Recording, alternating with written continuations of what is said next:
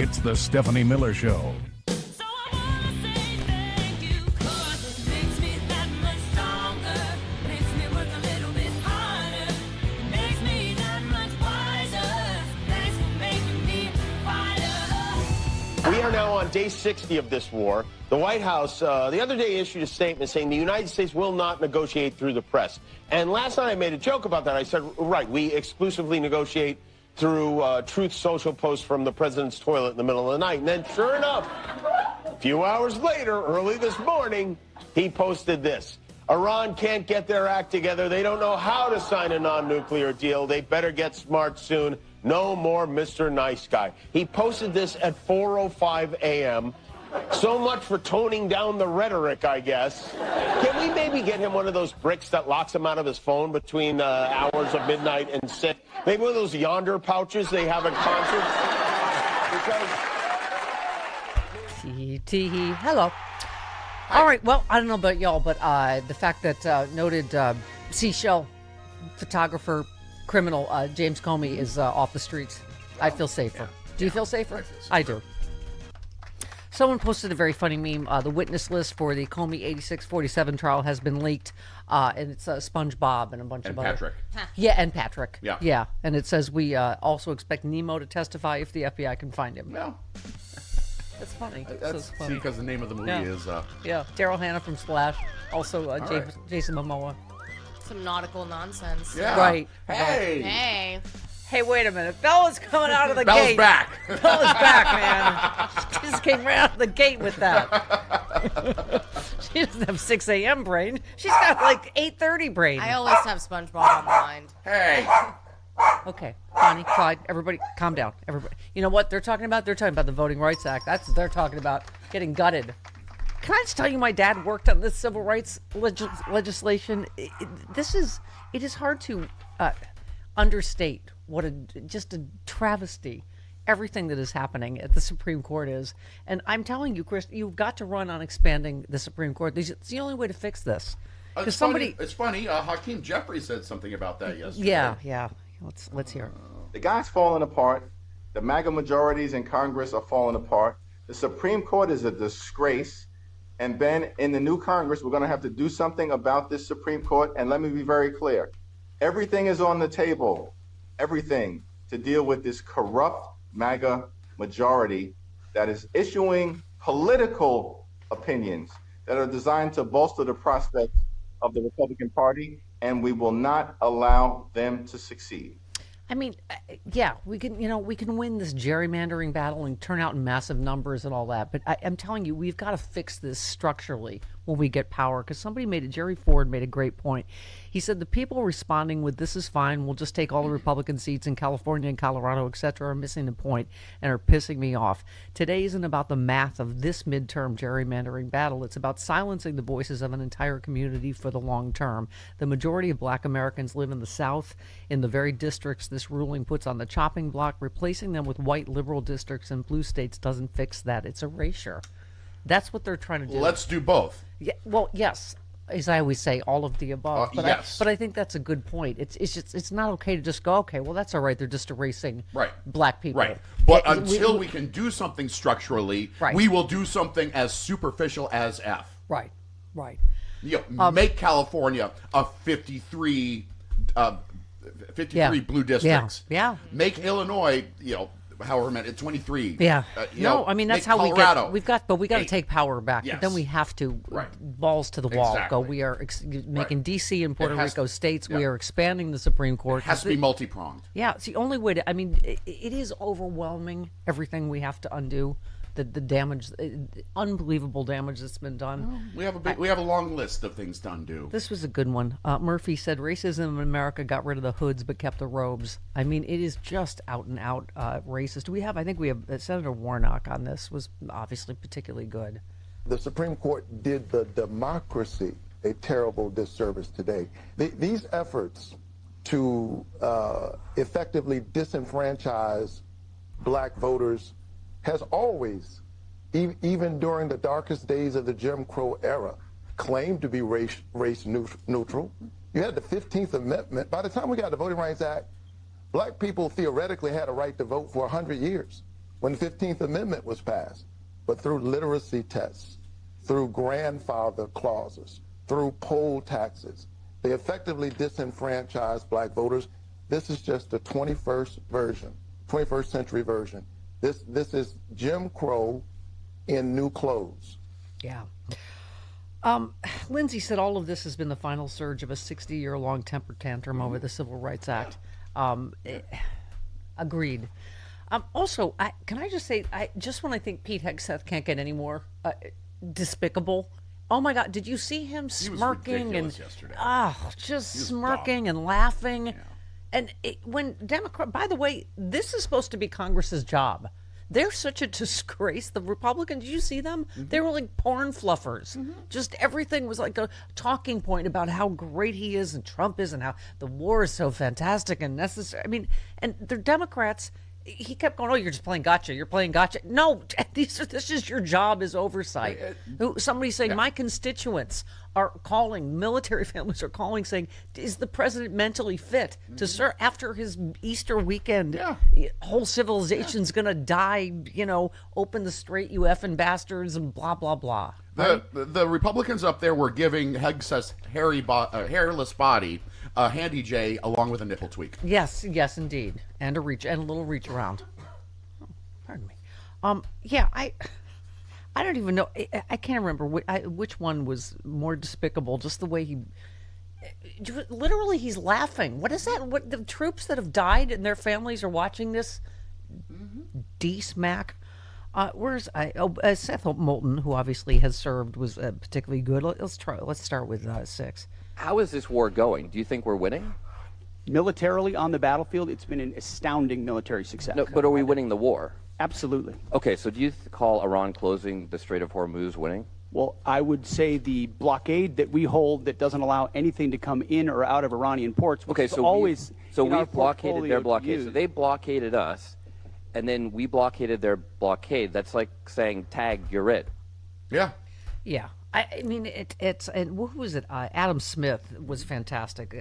He's on the House Armed Services, obviously. Well, their nuclear facilities have been obliterated. Underground, they're buried, and watching them 24/7. We had to start this war, you just said, 60 days ago, because the nuclear weapon was an imminent threat. Now you're saying that it was completely obliterated? They had not given up their nuclear ambitions, and they had a conventional shield of thousands of... So Operation Midnight Hammer accomplished nothing of substance. It left us at exactly the same place we were before. That's it. Yeah. Someone was like, that exchange will be what gets him fired. This is what happens. Democrats do actual oversight, whether it's Pam Bondi or whatever. Then they get fired because they're exposed for how ridiculously incompetent they are. And I would take issue with Adam Smith here. No, it didn't get us exactly what we had before. It got us less because the Strait of Hormuz is closed. Yeah, no, absolutely. And apparently, I don't. And first of all, someone said, "How do you obliterate ambition?" He's like, "Oh, I'm sorry, we obliterated their whatever." Oh, well, they still had the ambition. Okay, well, really? That's what we spent $25 billion on. What weapons do you use against ambition? I mean, I guess I crushed your spirit years ago, but I mean, I didn't need to use nuclear weapons. I could have been a famous Foley artist. If you hadn't kept me here. And if the whole film criticism business hadn't exploded, Bella could have had a future. That's my job. Hey, don't say that. Drag everyone down. Don't say that. I'm only 23.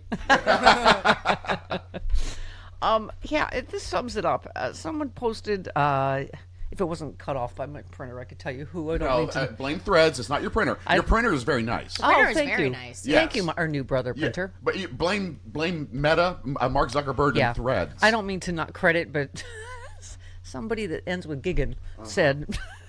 While the FBI is interviewing seashells and the FCC is monitoring late-night TV, just a reminder, the Pentagon spent $25 billion on a war designed for no other reason than to cover up for the president being a pedophile. Yeah. Oh, and gas is $4.23 a gallon. This whole party. I just printed this exchange because I had to. Steve Scalise. Do not let them fall for this. If anybody fall for this before the midterms. Steve Scalise, we've delivered. People will remember that 2 years ago we were paying almost $6 a gallon for gas. Right now it's in the threes. Reporter, when were we paying $6? Scalise, 2.5 years ago. Kernan, that wasn't the average price. Scalise, we're lowering inflation. Kernan, we're actually above where we were then. 2 years ago, the average was 365. Right. I mean, they're just, Yes, that's it all they was. have left is to They lie. lie. They lie. Yeah. So really? You're lowering inflation and gas prices are lower. No, they're not. Like, I just, that's what they're left with. No wonder they have to hope for the hacks on the Supreme Court to save them, right? And by the way, our legal lady, Barb McQuaid, everybody is obviously citing this, but it's just the perfect example of how ridiculous this vindictive James Comey, even, oh my God, Jonathan Turley, Yeah. Trump lick spittle on Fox News, even every conservative legal analyst is saying this is so ridiculous. But the Jack Pasab, how do you say his name? The right wing lunatic. I've never. Pasabic. Yeah, Pfeffer. the right wing, whatever. Yeah. Jack off. He posted. This was when was this? In 2022. Yep. He posted absolutely 86-46, meaning Joe Biden was obviously the 46th president. Barb McQuaid just said, I imagine this will be Exhibit A in Comey's motion to dismiss his Seychelles indictment for selective prosecution based on a failure to charge others similarly situated. Hegseth used the phrase 86-46. Matt Gaetz has used Yes. it. I mean, it's So- just, it's so... God, F all of them. Seriously. I mean, and then with this Now you got me started again. I I'm know. gonna start yelling. I know. I love turning you into a rage machine. No, I love you hulking out in the first segment. He doesn't like it. No, I hate it. Because Now- usually I'm like the calm one trying to Now talk I'm you gonna off the ledge. I'm going to mention how good that Devil Wear Prada 2 looks, and God. also that new Michael movie. Oh, no.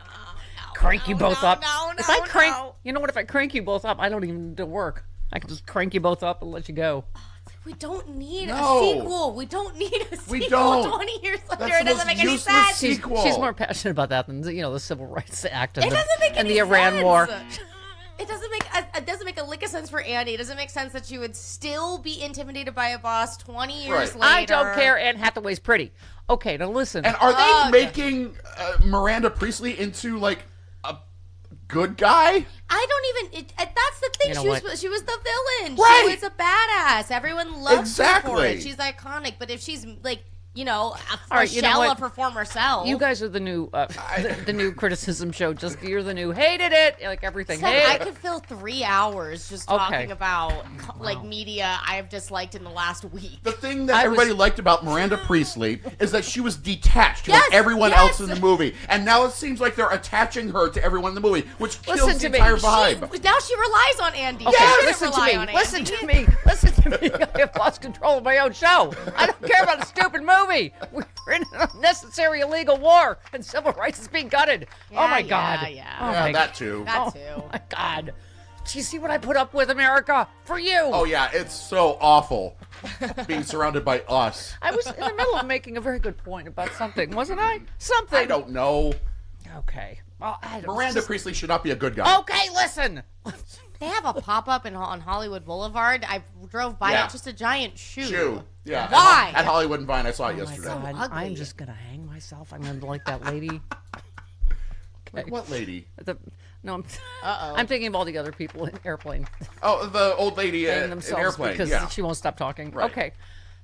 The guy pouring gas on himself. Lighting. Oh my God, you two are like Walter the dogs in unison. Just shush about films you don't like. Devil Wears Prada should not exist. It shouldn't. I am very much looking forward to it.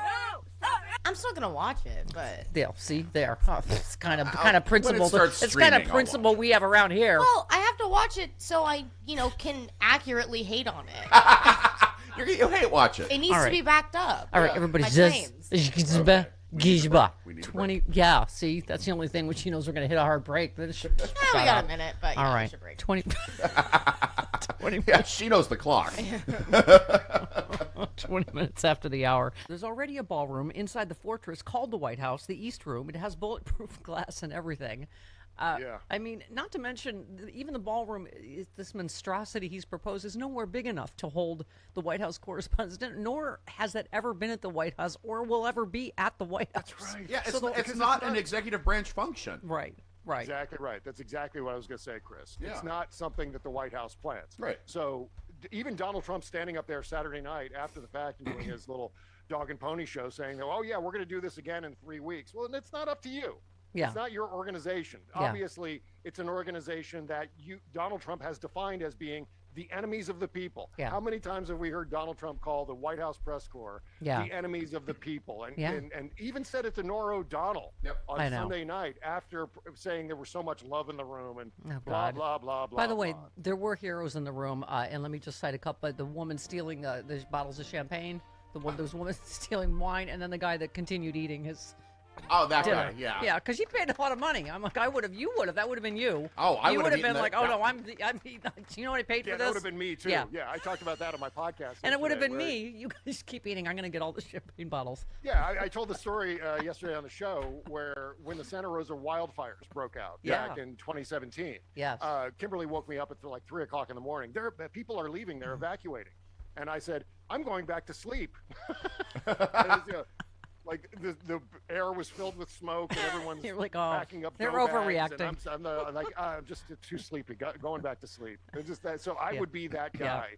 Nancy just Pelosi sitting told me that you were going to say that. Well, yeah. also, that's right. She knew somehow. Yeah, she specifically said you better evacuate Bob because that lazy bastard won't get out of bed. Yeah. I would stay at the dinner eating my dinner because I know that D.C. is not a late my night God. restaurant town. No. You're not going to get a meal once you walk out of that. No one's going to get between you and protein. I don't care if it's with a long gun. And let me tell you, that town is a mess as far as traffic patterns go. Because now Yeah. they've got these barriers where they can shut down entire streets. Kimberly and I tried to navigate my Washington, D.C. a couple of weekends ago, and it was an utter nightmare. So all those reporters who were trying to dash up to the White House to do Donald Trump's press conference, I think they announced, we're going to do this in a half an hour. And even the chairperson of the White House Correspondents Association was like, I don't know how this is going to happen. I don't know everyone here is going to get up to the White House in 30 minutes, but good luck. Yeah. Well, Chris and Bella and I were all liberal helpers. Bella would have been helping me get the honey, get the bottles, get more of the bottles.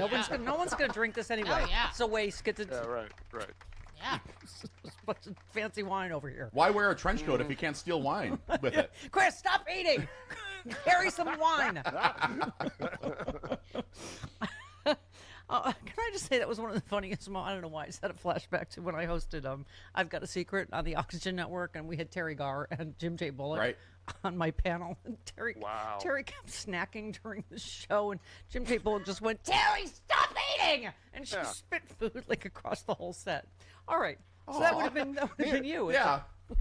Yeah. Me and Chris would have been like Lucy in the Chocolate Factory sketch. Oh yeah, you know, trying to shove as much throwing those things in our mouths, putting them in the pockets. And, Oh my God! But here's your point. It's about like the credibility. You said I have a strict policy of never giving Donald Trump the benefit of the doubt. I assume he's corrupt and lying until proven otherwise. I challenge anyone to convince me this is unfair or unjustified. So it's just and further, that's got to be the policy. I mean, he has done nothing to earn any sort of leeway from us. He has done nothing but deceive people. I mean, they're actively hiding the number of casualties from the Iran war, American military casualties. They're hiding those numbers. There's all kinds of subterfuge happening, and Donald Trump is an ongoing show of BS. And so there's no reason to think, well, okay, this time it's totally on the level. So as I was saying before, I don't believe it was staged, but I get the people who are thinking that it might have.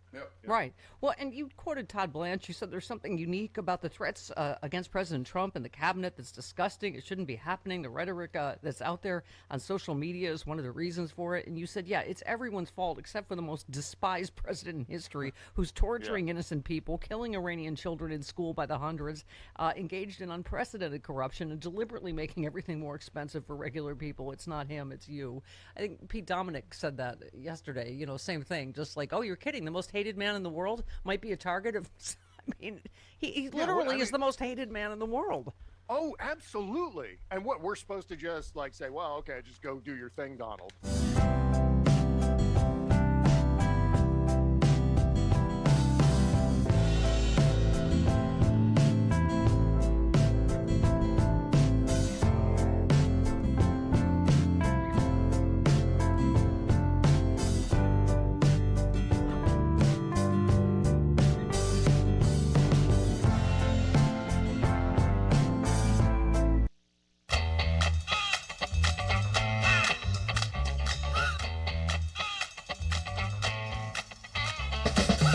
Stephanie Miller. Dressed in yellow, she says hello. Come sit next to me if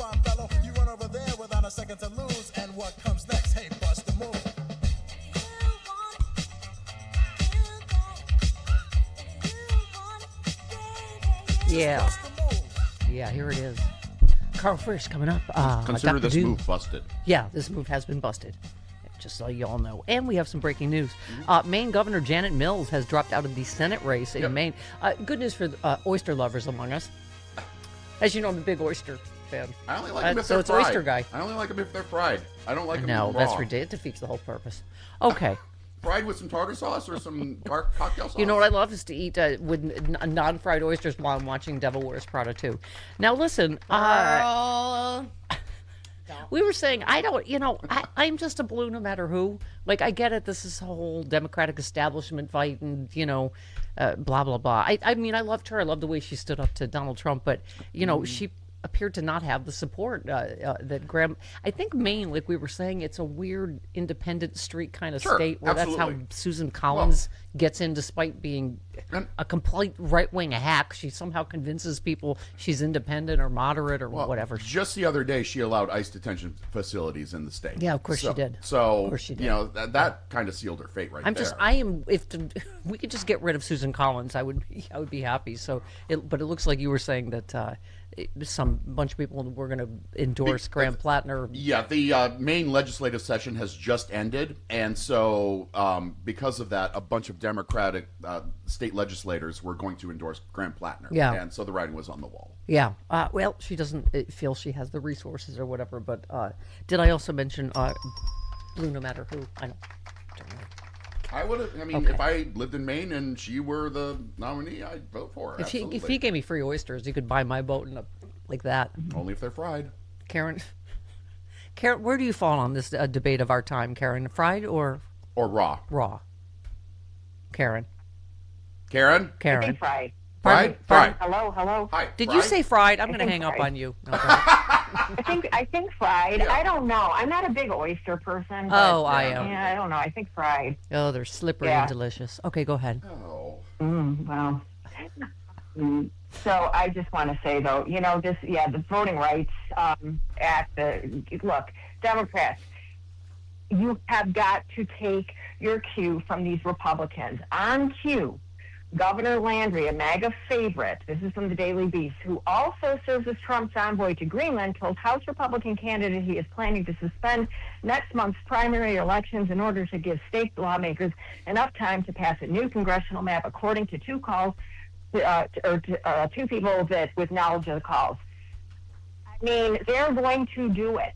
So understand this: when you have the majority, and please God, you have the majority, you are going to do what you need to do. Stack the courts. Make sure that there are term limits. Make sure that there is oversight and ethics. Yeah. Yep, and make no mistake, they absolutely would do it. Yeah. And so we've got to stop, fighting with different rules or with different tools or whatever you want to call it.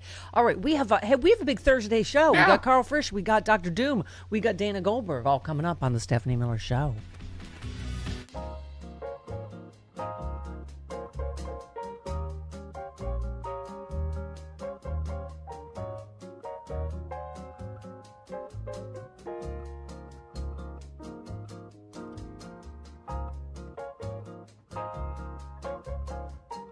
Well, I used to think my mattress was just furniture until I got my ghost bed. I laid down on my brand new ghost bed for the first time earlier this week, and I thought, oh, this is what good sleep feels like. Because Ghost Bed doesn't just build mattresses like furniture, they build engineered sleep systems. Their beds are serious health equipment, beds designed for relief and recovery, not looks, not fluff. Your body should be healing while you sleep, not fighting for comfort. I noticed the difference right away. If you're like I used to be, waking up stiff, tossing and turning, sleeping hot maybe, even reaching for a pain reliever before bed, hoping maybe tonight will be different, that's not aging. That could be your mattress talking. And here's another thing I love about the Ghost Bed. You get 101 nights to try it at home. Don't have to do that dumb mattress test in the store. If you don't feel the difference, you can send it back. Risk-free. How about that? GhostBed is offering my audience their lowest prices of the season, plus an extra 10% off. Go to ghostbed.com/Stephanie. Use that promo code Stephanie. That is ghostbed.com/Stephanie. Promo code Stephanie. See, gay people are kind of like cannabis plants or foreskins. If an almighty God really hated them, he'd stop creating so many. There are less than 10 references to homosexuality in the Bible, and most of them have been twisted to serve a prejudice that's directly at odds with the teachings of Jesus. And yet, Christianity has allowed the homophobes to set terms that Jesus himself clearly rejected. If anyone's trying to use the Bible to justify any meanness to LGBTQ people, they've always got to go around Jesus. Being gay is natural. Hating gay is a lifestyle choice. And unlike being gay, homophobia is highly curable.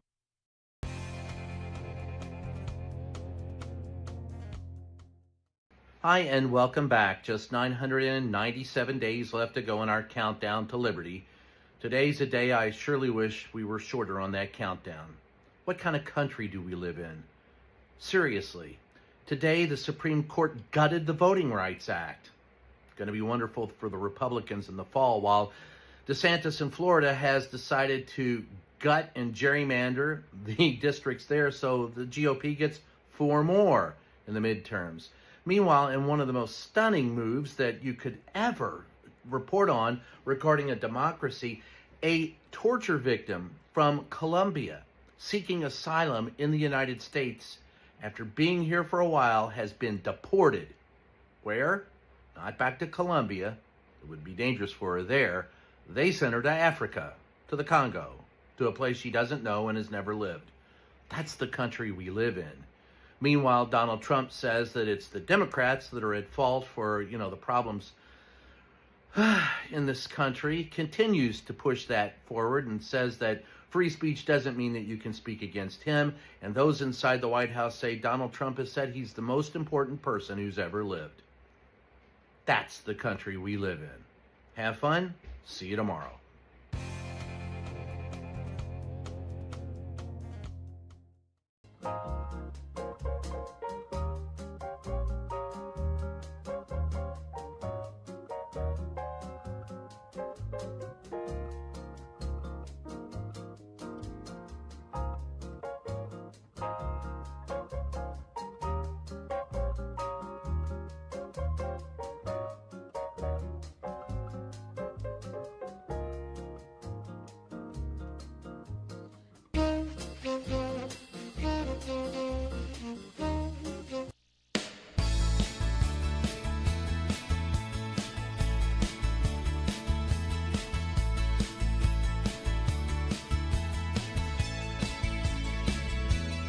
The foolhardiness of them deciding.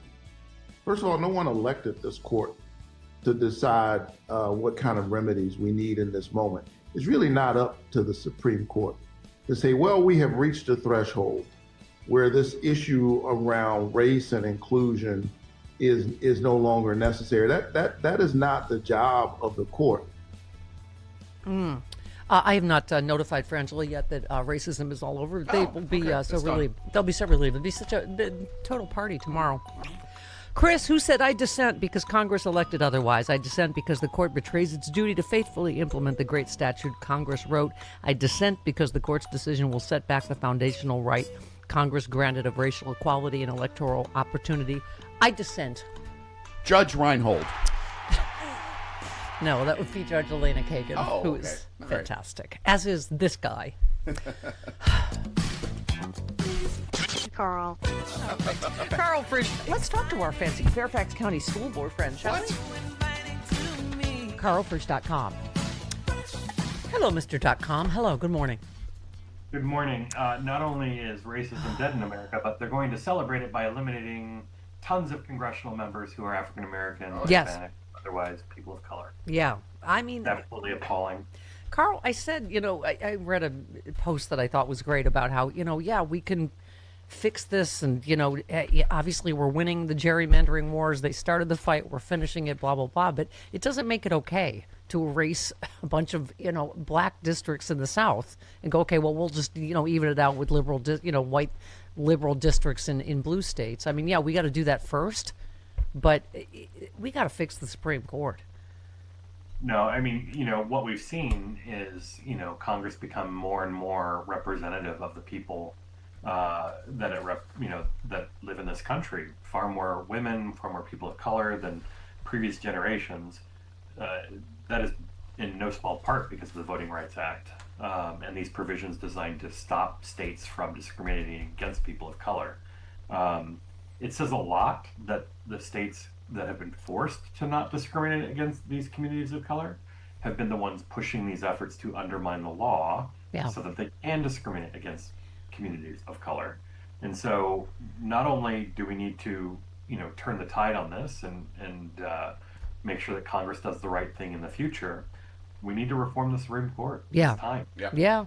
Andrew Weinstein had a good summation. He says it's hard to overstate the damage done by the Supreme Court today by narrowing the scope of Section 2 of the Voting Rights Act to only cases of, quote, intentional discrimination, an impossible standard to meet. The conservative supermajority has effectively legalized modern-day voter suppression. We are looking at a future where minority voting power can be diluted with zero legal recourse.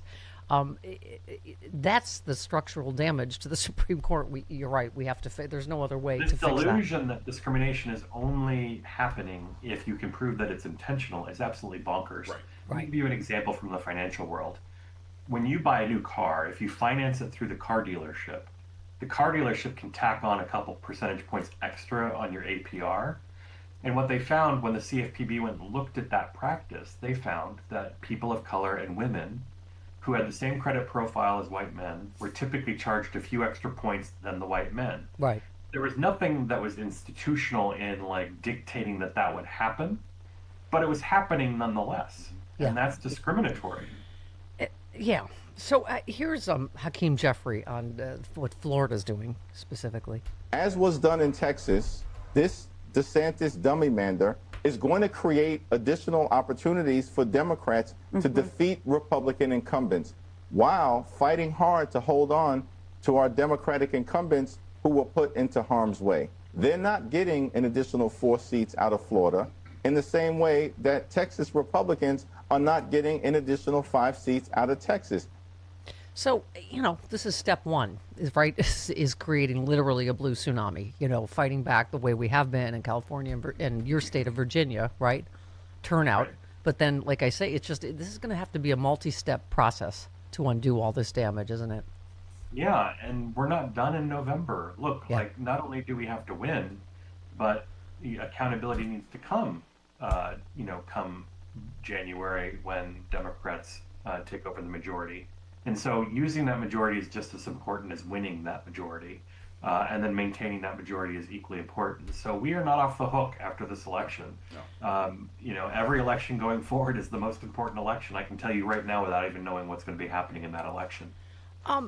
Carl, for instance, yesterday, this despicable Hegseth hearing, somebody posted, what Hegseth is spiraling. He says Americans support this war. They don't. Latest aggregate polling shows approval of this military action is at 39%, which even that sounds high to me. But let's do wildly dramatic CNN reporter Harry Anton just on inflation in general. Donald John Trump is in the worst position he has ever been on inflation. And more than that, these are the worst numbers I've ever seen for any president. I mean, just look at this. He's 49 points underwater. That means that 49% more of the public disapprove than approve of the job he's doing.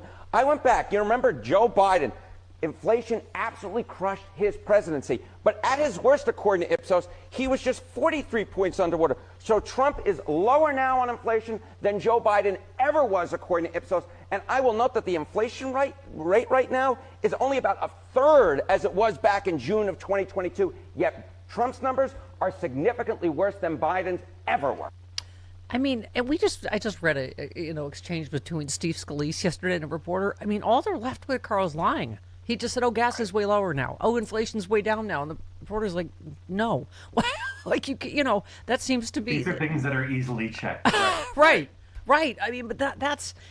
remember they accused Biden of being, out of touch, and he doesn't... But, we at least were just stating the facts, that we had the best recovery from COVID of any country in the world under Joe Biden. Right, what was interesting is that, sharing that information, because people were still hurting, was counterproductive, right? Even though it was true that the economy was recovering faster than the rest of the world, inflation was on its way down, incomes were growing, etc. For many people, they were hurting, and they could not hear that information without thinking Rightly so to some extent. But that's not connecting with my experience. And so what does Trump come in and do? But not only make things worse, but double down on the idea that you can tell the American people something that's the opposite of what they're feeling.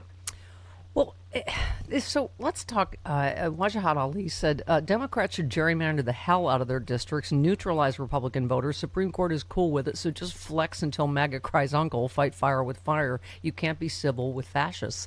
I agree. I think we have to use every tool at our disposal because I don't know if you have a sense or a fear, Carl, of what else they're going to try before the midterms to suppress the vote.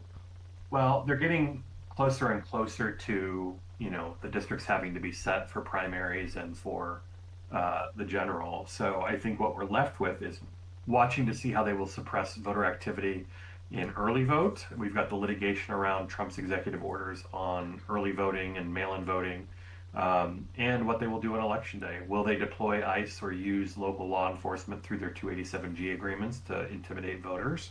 I think all of that is something to be watching and to be concerned about. Thankfully, we have a lot of lawyers on our side that are willing to file cases to stop that stuff from happening, but they will do anything. Yeah. I mean, I have a sense right now that this is only, including what happened at the Supreme Court yesterday, is only going to superpower people to get out and vote. Because, yeah, go ahead. I mean, I anticipate we'll have a Supreme Court retirement before this election is over. I think so. They will do, look, the only democratic norm that the conservatives in this country want to enshrine is complete and unadulterated 100% power and control for Donald Trump. That is the only norm that they want. Right. Everything else that is a norm that is designed to maintain and strengthen our democracy, they're more than willing to trample on. Yep. In terms of our talking points, I love this one. Suzanne said Republicans control the entire government. They have the ability to make groceries and gas cheaper, release the Epstein files in totality, to stop funding illegal wars for starters, but instead they've decided to put that energy toward gutting the Voting Rights Act, diluting the voices of black Americans, and especially black Southerners, in a blatantly racist dismantlement of voting rights. The only way they can win is by cheating. What a racist gaggle of alcoholic losers. They've also, that is not fair. They've been very busy. They've also made healthcare more expensive or unreachable for the average American. Yeah. They've made their incomes lower. They've made it harder to afford food, groceries, everyday living expenses. So they're doing a lot of work. None of it happens to be helping the American people, but they're very busy. Yeah, exactly. So let's talk about this ridiculous Comey case. I mean, obviously everyone, as Exhibit A, is posting, how do you say his name? Jack Prosabovic? Something.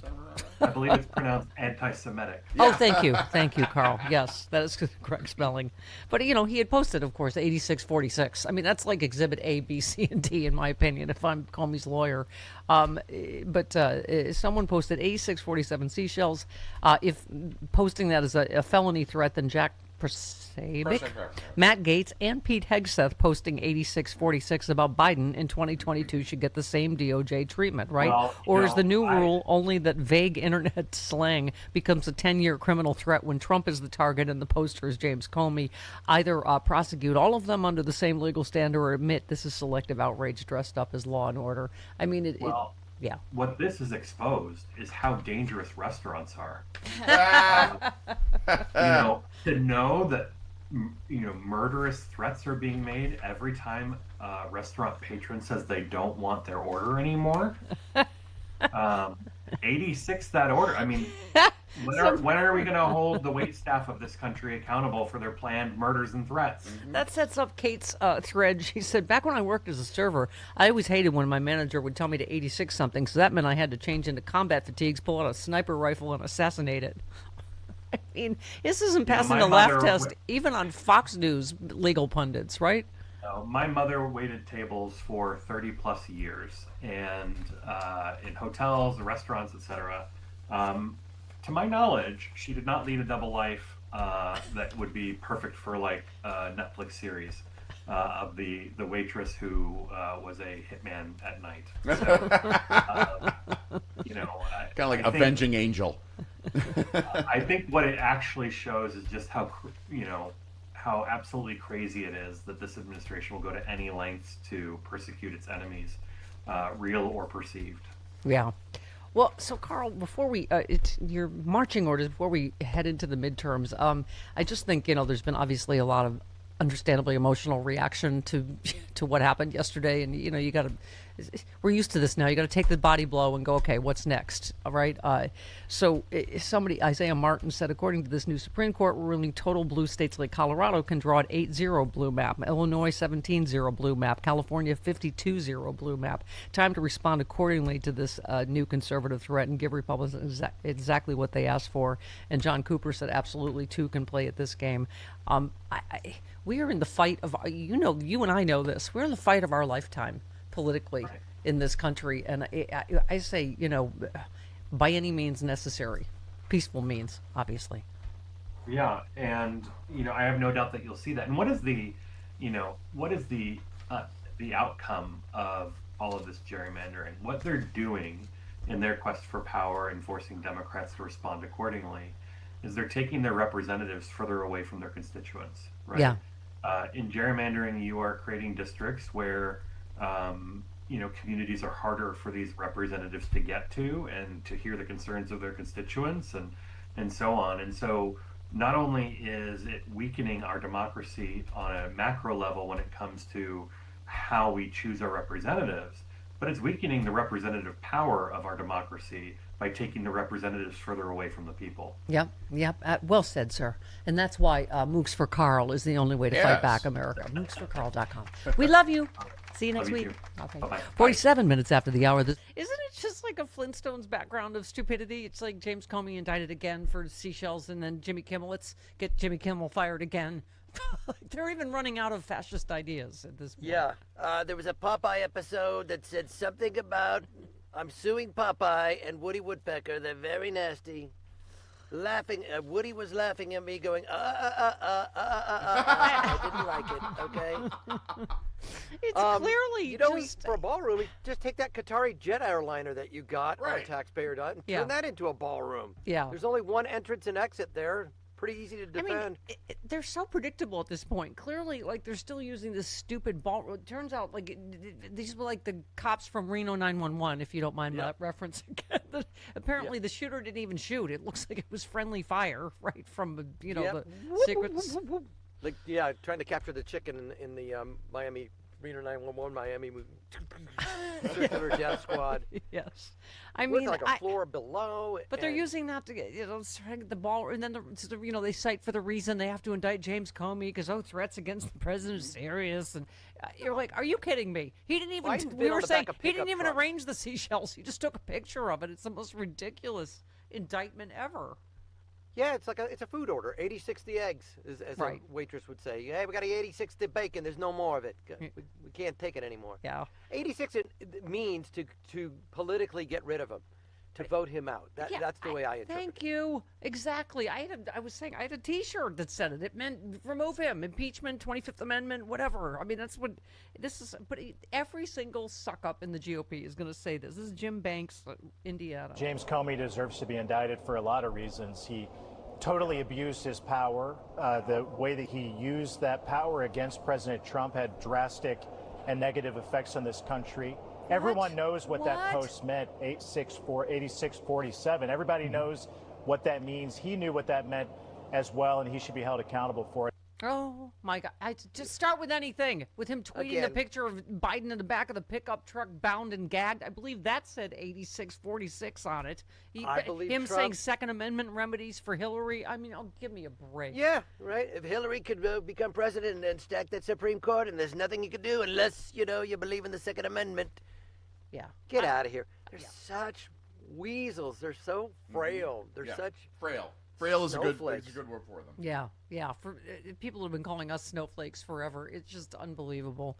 When I started thinking about it this morning, it's not that they're following their fealty to Trump. It's that they picked a guy that they knew that would give them everything they wanted. That's why they support him. They want these things. They want minorities to be less than. They want women to be less than. Yeah. They want white people to take over. They love billionaires. This is what they want. It's not like they're afraid of Trump. They're like, keep treating that guy great because he's giving us what we want. That's the dark side. Yeah. And here's Melania's senior advisor on Jimmy Kimmel. Oh, no, Manny. Yeah. Hi, Free Speech TV Land. Oh, It's yeah. Fund Drive Day. That's right. It's day 2. Please help us stay on the air here. It is more, I'm telling you, free speech has never been under so much threat. Between right. James Comey, between them trying to yank Jimmy Kimmel's FCC license. I mean, this is why we need independent media, and that's this, Free Speech TV. Call 877-378-8669 or go to freespeech.org/donate. Our frontline funders have made every day a match day for this. Yes. Right? And we appreciate that. So, and today is the final day of this little 2-day affair. Yeah. So if you didn't give yesterday, give today, and it will get doubled. We're having a 2-day affair on Free Speech TV. Talking to you, Andrew, frontline funder. Isn't it just like a Flintstones background of stupidity? It's like James Comey indicted again for seashells, and then Jimmy Kimmel. Let's get Jimmy Kimmel fired again. They're even running out of fascist ideas at this point. Yeah, there was a Popeye episode that said something about I'm suing Popeye and Woody Woodpecker. They're very nasty. Laughing, Woody was laughing at me, going, I didn't like it. Okay.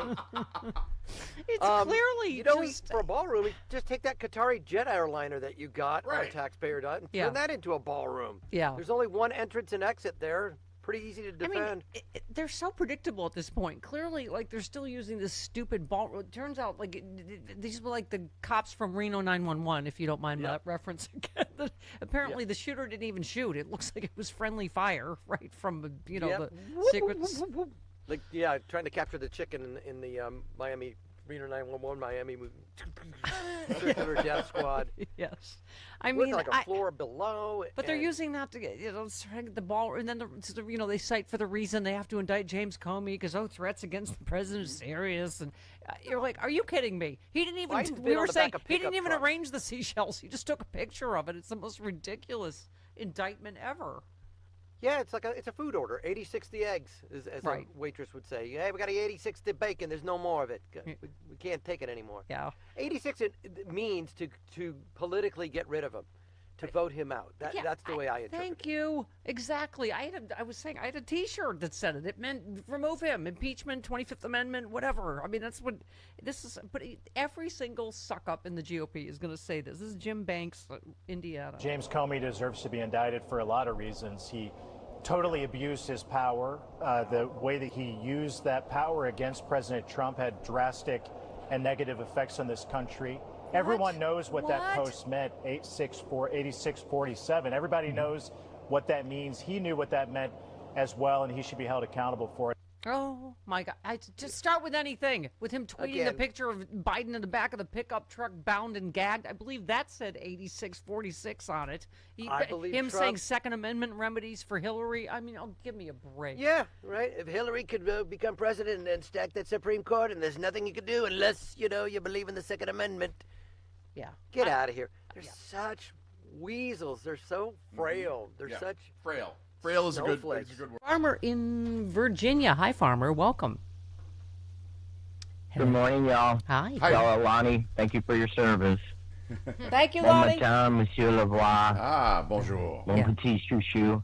Mama. Yes. Go Sabres. Mama, Bella said something the other day that kind of crushed me. Can I speak with Bella, please? Bella, it's for you. Stop Hello. crushing everybody's spirit. Oh, no. All right, Farmer, go ahead. Bella, I know you feel hopeless. Sometimes we all do, you know.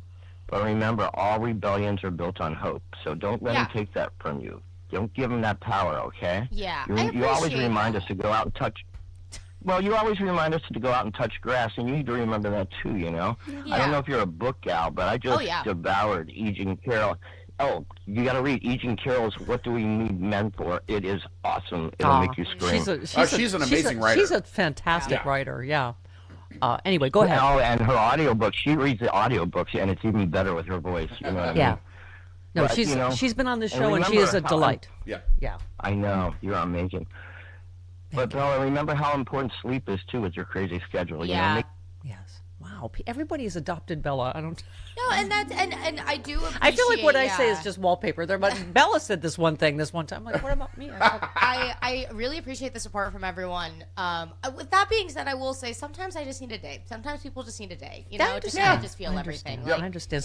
Stop crushing her with your like, love. Like, don't worry. Stop smothering her. Don't worry. I'm not leaving. I'm not I'm not gonna hold myself up in my whatever. Like I'm not stepping down. I'm never gonna not care about what's going on. All right. It's just sometimes because you know what it is. You speak for the whole Gen Z. So when you speak on this show, people go, "Oh, because you do." Some days are just a little harder than others. And to be so honest, and I told Chris this, the reason I came in on Monday and Tuesday like, oh my god, was because over the weekend I got a fun video game and I had so much fun doing that it was such a good distraction. And then on Monday I was like, oh my come crushing god. back to the real Listen, I'm a liberal helper. I said we will build her a bubble so she can be the girl in the plastic bubble. She can play her game. She doesn't have to listen to us. She can just push the buttons. We'll just make her a button pusher for a while. Yeah. You can check out. It's all right. Oh, yeah. All right. Wow. As Covey says, Hegseth went before Congress and called congressional Democrats, quote, the biggest adversary we face. These people were saying just yesterday Democrats need to tone down their rhetoric. Really? The Secretary of Defense says Democrats are our biggest adversary. Yep. Ay, ay, ay. Yeah, tone this. Yeah, here is the douche nozzle now. We live in a dangerous world, in a dangerous place against a determined enemy that can't have a nuclear weapon, and that requires sacrifice and risk. And it tragically, in this case, it meant 6 Americans lost their lives and others were wounded. And we all know that, and that's part of the cost. Okay. Yeah, not to you. Right. Okay. You're disparaging me that I don't care. I'm asking you whether you think they're liars or not. That's what I asked. You are disparaging me that I don't care about the passing of our troops. Nope. I asked if you thought they're liars, Terry. That's disparaging and smearing in every way. Nobody cares more about the fate of our troops. Nobody cares about the health of our troops. Nobody wants to bring them all hope more than I do. I understand, but he controls the time. He controls the time. You get to control your answer. And the gentleman's ready. If we're allowed to answer. Mr. Chairman, thank you. Yeah. So this is the Republican in control had to calm him down because he's such a so belligerent emotional. drunk. Yeah. Allegedly. Was there too much time in between me saying drunk and allegedly? Okay. There was enough. Oh, okay.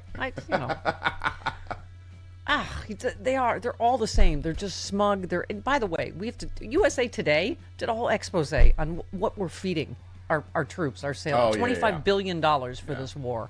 It might as well be a fire festival. And they lie about that too. When you're going, these are the troops and their families, and there's pictures. Okay, 58 minutes after the hour, Dr. Doom.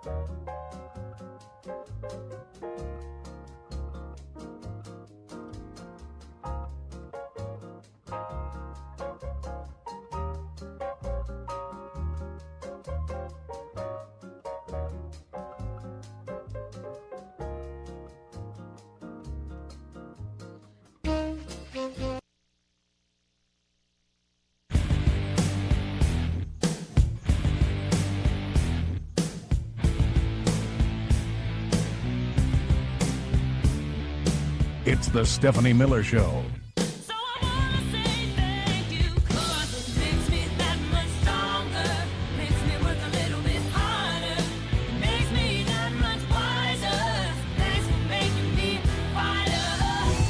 I'm going to say this and probably get some blowback from it. Let's just say that that's vaguely fascist, okay? Basically, I'm the president, or Secretary of Defense in this case. We get to do what we want, and our elected representatives, they cannot question us, okay?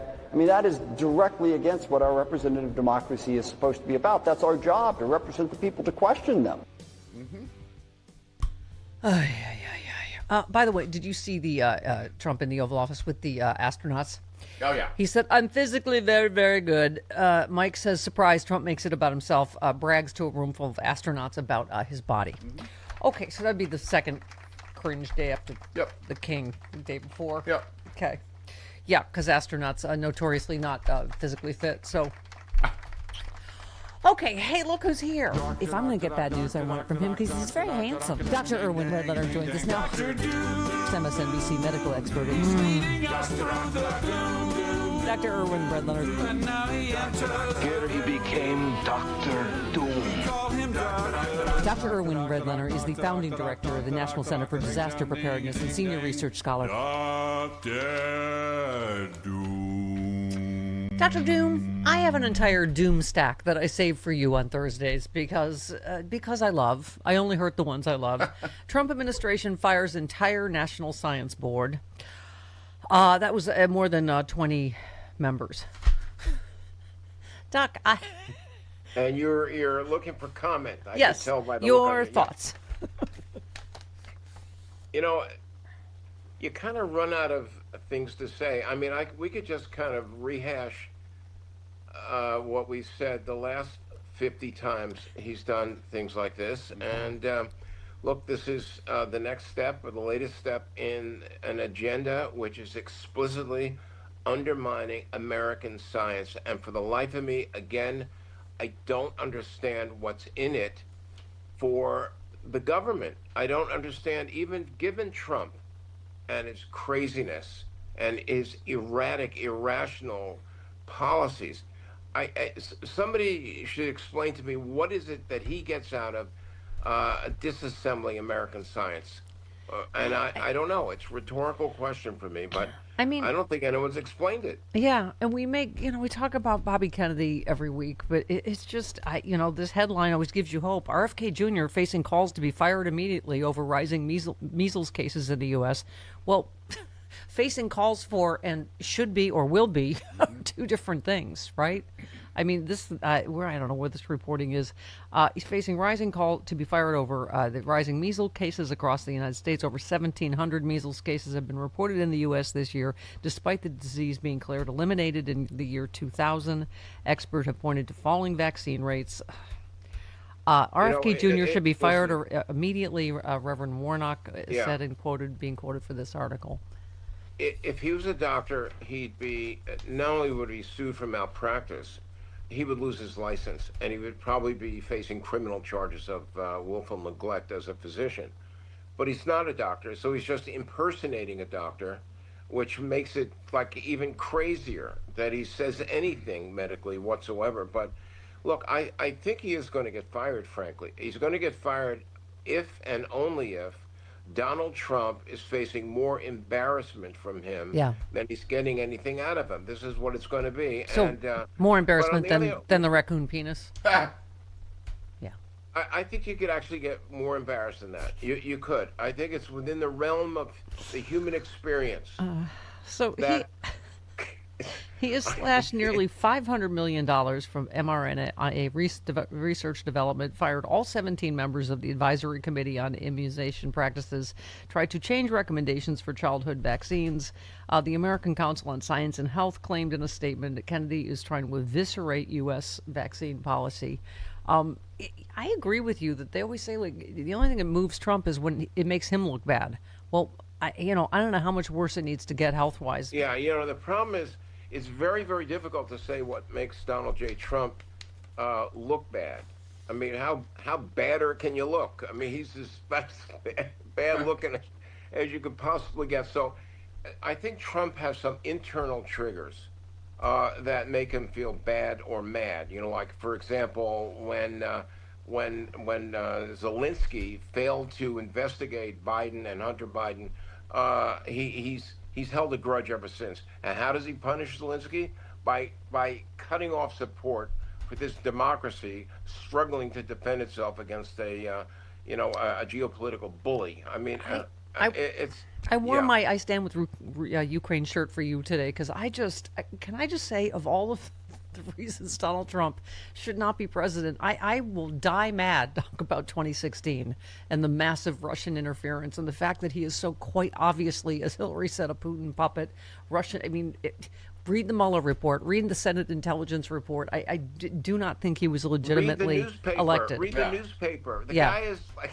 Well, yeah, but that's 11 billion crimes ago. But I saved this for you. Norton said after a 90-minute call with Putin, this was yesterday, a call no one seems fully eager to explain. President Trump suddenly announces he's pulling U.S. troops out of Germany because nothing says strong national security strategy like making a major NATO-shaking decision right after a long private conversation with a geopolitical rival.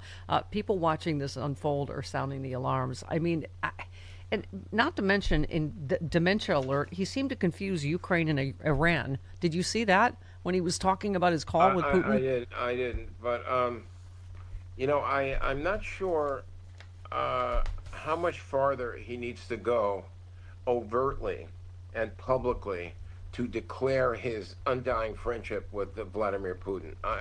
Who's on the other side? Who's on Iran's side? They're on Iran's side.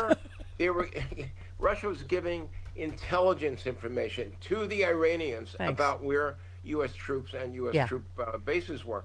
I guess what more? Where's the rest of the triggers that he's going to need to say maybe this is not good for the country? So he seemed to confuse Iran and Ukraine. He said he spoke with Putin to discuss their respective wars. He told reporters that Putin seemed open to ending the war with Ukraine relatively quickly. It is hard for him to disguise his sort of love and affection and adoration for this war criminal. Like, he just, when pressed by Caitlin Collins about which war he believed would end first, Trump seems to lose track of which war was where, confidently predicting Ukraine's navy was underwater, most of its missiles were gone, and their nameless money was valueless, a description more likely meant for his war in Iran. Which war would end first? Trump said, I don't know. Maybe they're on a similar timeline. I think Ukraine militarily, they're defeated, okay?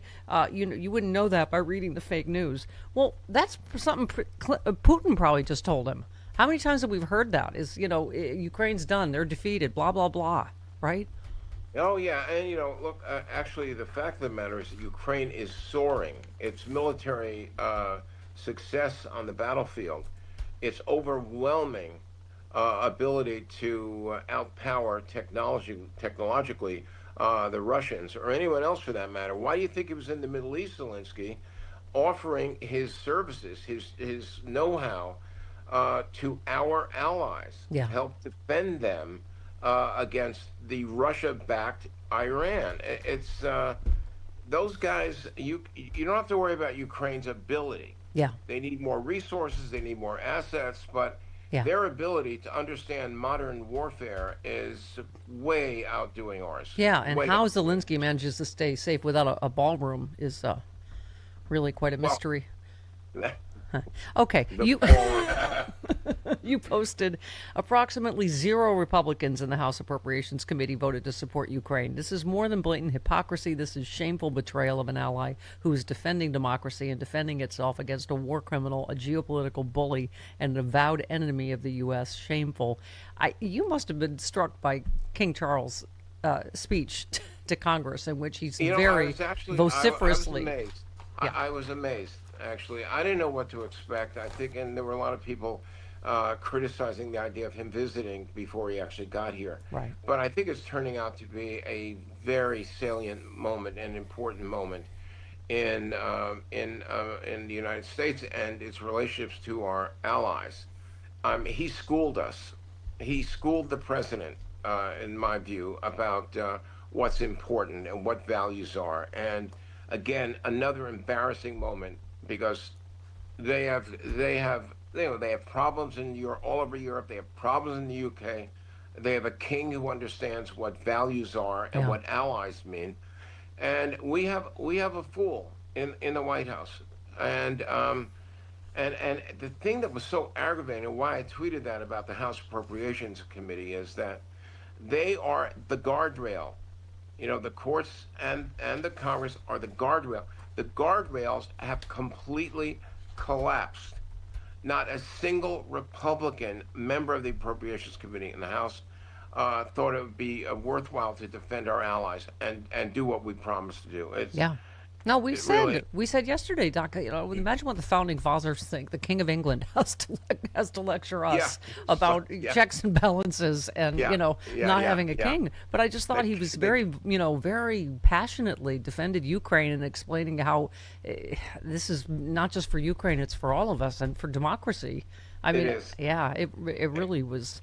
Oh, by the way, Dan from Binghamton said, Steph, you shouldn't belittle Trump's knowledge of history. After all, he did know about the airports during the Revolutionary War. Well, there's that. Yeah, did he explain that to King Charles about the...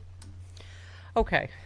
Yeah, that's why we fought them in the Revolutionary War, so that we could get the airports. So we could... But Chris, and we rammed their ramparts. Yeah. Yeah. The king was obviously aware of the U.S. Air Force in the Revolutionary War. Yes. I mean, how else would he explain that they lost? Yeah.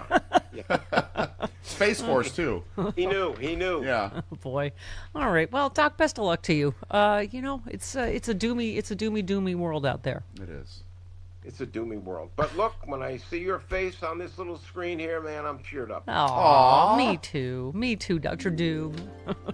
All right. We'll see you next week, Thanks, honey. Doc. All right. Bye, Doc. See you, Chris. 18 minutes after the hour. Hiya. Hi, Stephanie. Hello. How'd you enjoy this particular news cycle yesterday, huh? How do you keep up with it? It's like, you know what? It's like Mad Libs. You can just kind of fill in the blank as we go. With the word fart, by the way. Every time you fart play is Mad always Libs, a good noun. Yeah, exactly. That's always the word it ends up being. But we're in this endless cycle of just chaos and then more chaos to cover up the previous chaos.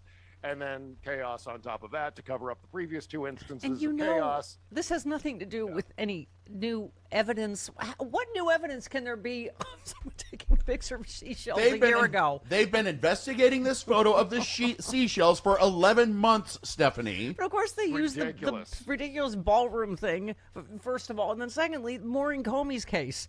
Just ruled can be... So this is just more petty, vindictive BS. And then, if ABC won't fire Kimmel, we're going to pull their, FCC licenses, right? I mean... Right. Yeah. Well, the Jim Comey thing, if I had a podcast myself or if I had any presence on social media, I would cover the cost of prosecuting Jim Comey again over the number 86 spelled out in seashells, which he didn't actually create himself. I want to know how much taxpayer money is going to go in, or has even to this point gone into this attempt at retribution against the reason Donald Trump's doing this is because he's irritated with Jim Comey. What, for helping him get elected in 2016? I don't understand the gripe here, but there it is. By the way, you posted about, because we were just saying, and I'd seen this reporting, we were waiting for confirmation that they don't believe that the what do you call it? The Secret Service agent was likely shot by friendly fire by another Secret Service agent or a cop. So the guy didn't even fire his gun.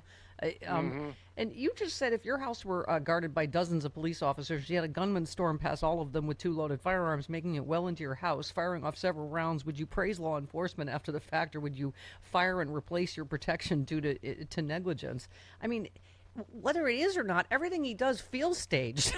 No one believes anything he says anyway, right? Yes. To be clear, I don't think this was staged. I just want to be absolutely upfront about that. But I understand why people think it was. I totally get it, because you're not... There's some reporting that they knew who this guy is. Well, his family already tipped them off, but, they're willing to use it as a... I mean, I don't know, like you said, I agree that I don't think it was staged, but it's just... it's insane that he has an infomercial ready to go for a ballroom, and Oh, yes. And that Washington Hilton should have been a fortress for this event. Right. They knew at least a couple of months in advance that Donald was going to be there, and therefore everyone else was with Melania and J.D. Vance and et cetera. And yet the security was actually lax. I mean, there's been reporting that security was toned down for this event. This was the same hotel. Reagan was shot outside that hotel. Yes. So there was precedent for something going haywire at the Washington Hilton. You posted about it. The Trump administration provided a lower level of security for the White House course dinner than it has for other gatherings of high-ranking officials. You said, why?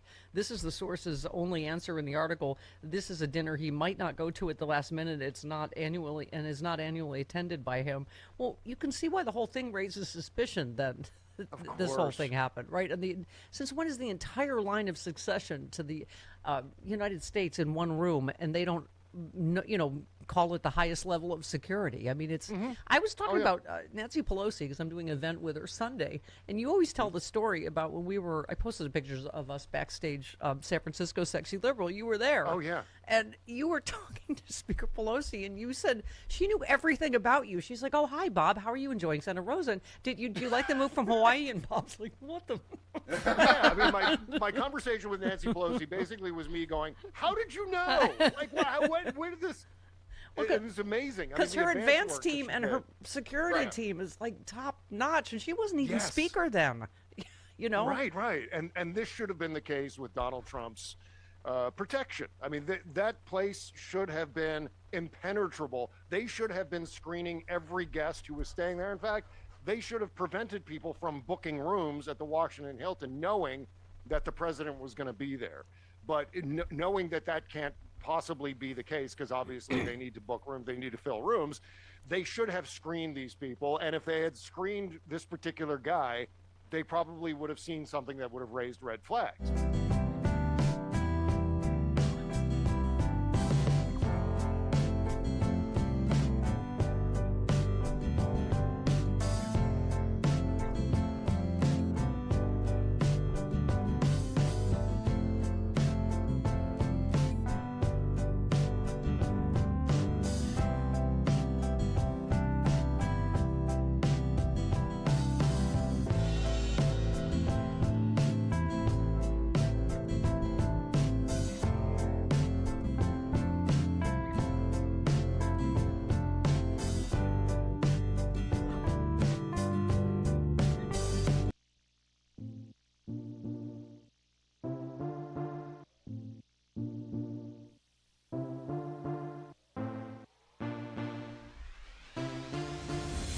Stephanie Miller.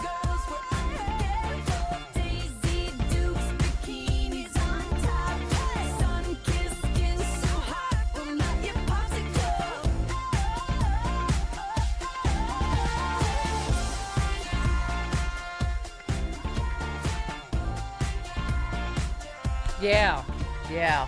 We're so hot, we'll melt your popsicle. Huh? California girls. Me and Bella.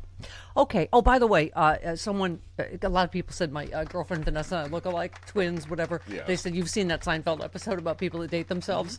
Just, lots of charges of narcissism. However, I've been exonerated.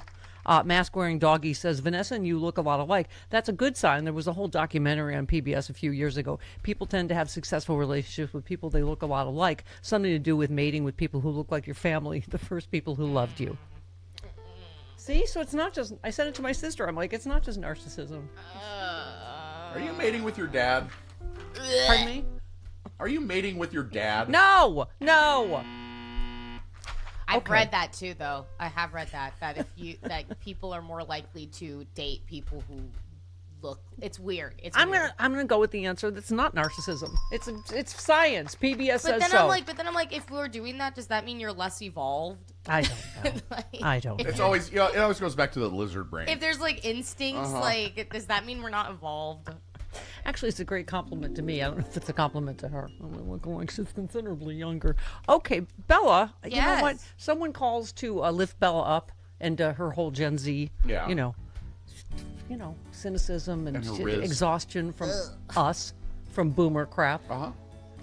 Someone lifts her up, and then someone has to write to tear her down again. Oh. Kathy in Skeeterville. Hi, Steph Game. I'm a little late to the concert. Skeeterville? In Skeeterville. Wait, continue. I want to hear what she says. Yeah. I'm a little late to the concert ticket price torture. Oh my God. Price torture of Bella. It's over. Girl, it's done.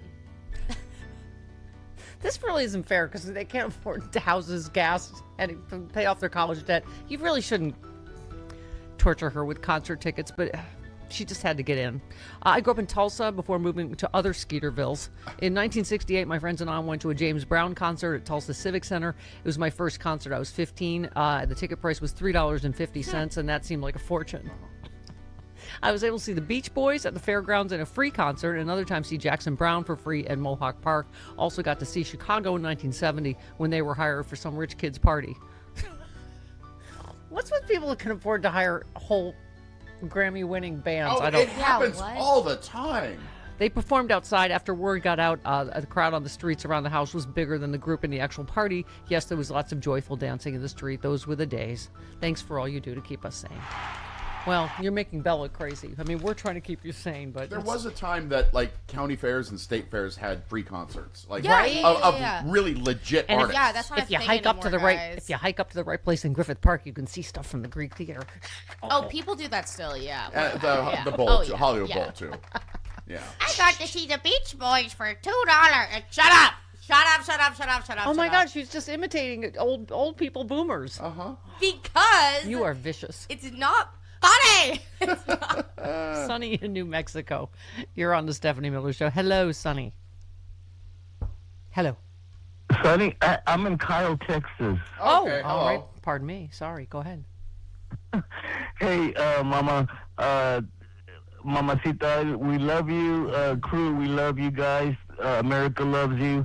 I'm calling to let you know that the second publication of my first book came out in December, and I wanted all the world to know that I watch Stephanie Miller and Thom Hartmann every morning on Free Speech TV. Thank you. I promote you guys everywhere, to everyone I speak to. Oh, thank you. And my second book, my first book, can I say what it was called? Are the you- name of it? You're the Thom Hartmann of your particular Yeah, area. you're- You just write like a book every day. You've written more books since the last time you called, I think. See, Thom Hartmann. That's why Free Speech is here. He inspires you to be a published author, and I inspire you to be as immature as possible. Stephanie's book club is only about 30 seconds a week, so That's it. That concludes our book club for today. Didn't we do a farm report yesterday? I think so. Okay. Did we? Yeah. Chris. About what? I can't remember. I just said that concludes the Sorghum? farm report. I don't know. Okay, who said forcing supporters to accept a lie as reality is a key tool of authoritarians, making it harder for them to reject the next lie, and so on? The claim that Democrats are calling for violence, when in fact has been Trump calling for executing those he believes are his enemies, follows that pattern exactly. King Louis. No, that is Heather Cox Richardson. Just so you know, just if you're going to mathematically speaking, most of my Guess the Quotes are going to be Heather Cox Richardson. I'm just giving you, a little help. I'm just grading you on a Mike curve. Nellis is going to get jealous. Okay. That rhymed. What? That rhymed. Okay. Tom Weiner, real quick. The Voting Rights Act was the greatest achievement of the civil rights movement. Congress passed it in 1965 with strong bipartisan support and has renewed and expanded it many times since then. But the Republican activists on the court believe they know better and have systematically dismantled it. It is unconscionable. Agreed. My dad worked on that legislation. It's repugnant. All right, Dana Goldberg coming up.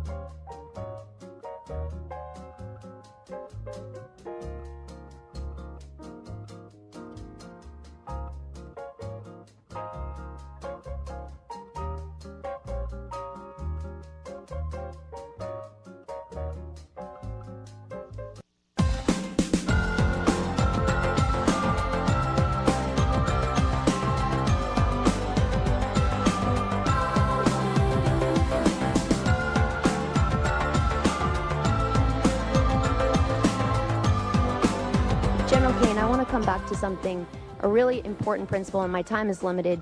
You testified to an important and bedrock principle of American law, that our service members follow lawful orders and lawful orders only. Is that right? Do you agree with the statement, quote, the military won't follow unlawful orders? I do. Mr. Hegseth, do you agree with that statement? I do, but understand what you're insinuating at a partisan point. I'm not. I'm actually quoting you directly, Mr. Hegseth, from April 12th, 2016. And I appreciate that on the record, you've clarified this important principle of American Gentlelady's time's expired. Ooh. You know, every question is a gotcha question when you are a wildly incompetent, belligerent drunk, apparently. By the way, Aaron Rupar, our friend, posted this clip and said, someone said when he gets fired later this week, it will be because of this admission market. It's, give me this one again, it is cut 8, Hegseth and Adam Smith. Well, their nuclear facilities have been obliterated. Underground, they're buried, and we're watching them 24/7. We had to start this war, you just said, 60 days ago, because the nuclear weapon was an imminent threat.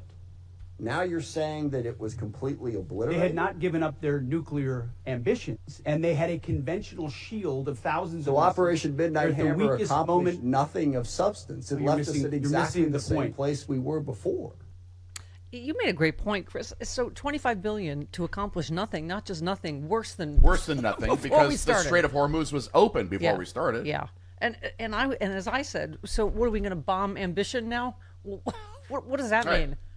Ay. Okay, so this is Representative Pat Ryan, and before the war started, there was clear intelligence that Shuaibah was high on Iran's target list. Internal analysis had said the site was indefensible from aerial attack and should not be used. Yet you sent our soldiers from the 103rd Sustainment Command there anyway. Is that true or false? True or false? Are you going to give me a chance to answer, or just play gotcha? 6 of our soldiers are dead. Yep. Exactly. do you know how many times he said, "Oh, that's a gotcha question"? Again, every question's gotcha when you're completely incompetent, being questioned about facts. Right. And what is their job? Right. Congress. This is oversight. This is their job. Pat Ryan was asking a very, very pertinent question. Why did you send our troops to a base that you knew was indefensible? Was not secured. Yeah. And by the way, this one, Sarah Jacobs, is from down here in San Diego, where it's our biggest military. It's a massive military city. Right. Yeah. And so this was completely valid question that she's getting from her constituents, families of military members. Mr. Secretary, as you know, I represent San Diego, the largest military community in the country. Right now, as we are speaking, 2,500 San Diego Marines are off the coast of Iran. On Easter Sunday, President Trump threatened to destroy Iran's bridges and power plants, writing, quote, "Open the f***ing strait, you crazy bastards, or you'll be living in hell. Just watch." My office's phones have been ringing off the hook. I've heard from so many military families concerned about the president's mental fitness. Yeah. And again, gotcha question. That is her job to address her constituents' concerns, whether it's about Trump's mental health or whatever, who's sending their sons, daughters, spouses, whatever, into war. Okay, and this one, Rokana, on cost. You know how much it will cost Americans in terms of their increased cost in gas and food over the next year because of the Iran war? Yeah, you're playing gotcha questions about domestic things. I'm not. You're saying it's a gotcha question to ask what it's going to be in terms of the increased. Why won't you answer what it costs to? It's $631 billion, which means it's an increase of $5,000 a year for American households. Yeah. Nobody can afford that. So, U.S. gas prices hit a fresh record since the start of the war in Iran. So, are we at $4.23 a gallon? Nationally, yes. Yes. That's the highest level in 4 years, as negotiations obviously have stalled with Iran. It amounts to a 28% jump in 2 months. So, Steve Scalise or whoever else, don't try to tell us gas prices are down. And Republicans have delivered and inflation's down because, nobody's buying your. Take that to the five and dime, whatever thing that's from. No one's buying your BS here. You just spat. I did spit. I know. Republicans. Oh, bitch, please take your line of bull down to the corner market and sell it there, because this five and dime isn't buying your line today. All right, that was it. Sorry, I tend to spit when the more Republicans lie, the more. We're going to need one of those dental suction machines in here, I'm telling you. We're going to need I get overly excited one of those about salad bar sneeze guards. Yeah, all of it. Okay. All right, one last one, Seth Moulton, who has served. Yes. Quickly, on March 13th in a press conference, you said, we will give them no quarter, no mercy. In order for no quarter or no survivors is a war crime under the Geneva Conventions. You understand that's murder. Do you stand by that statement? The Department of War fights to win. Okay, so just to be clear, you which called they are. Democratic members of Congress to be tried for sedition for reminding our troops to follow the law. But when you tell them to commit a war crime, you stand by yourself. Yeah, good for him. Yeah. Good for him. So, Bella. Hegseth did not do very well No, yesterday. God, he is a disaster. Okay, so Lonnie and Bella, you can confirm that Chris Lavoie eats like a giant, like a trough of food every morning, like a big It's Tupperware, yes. Yeah. Of his chicken and rice. So I thought of you when I saw the pictures of what our troops are eating. I was like, Chris Lavoie couldn't last, and they're working all day on a Navy ship. Yes. I mean, you couldn't last like 15 minutes on that. And it's really what did we say? We finally got a estimate. Like it's $25 billion. Yeah. We have spent. And that 60 days, we've spent $25 billion. And that is equal to the munitions budget for an entire year for the military. Well, and this is the other thing.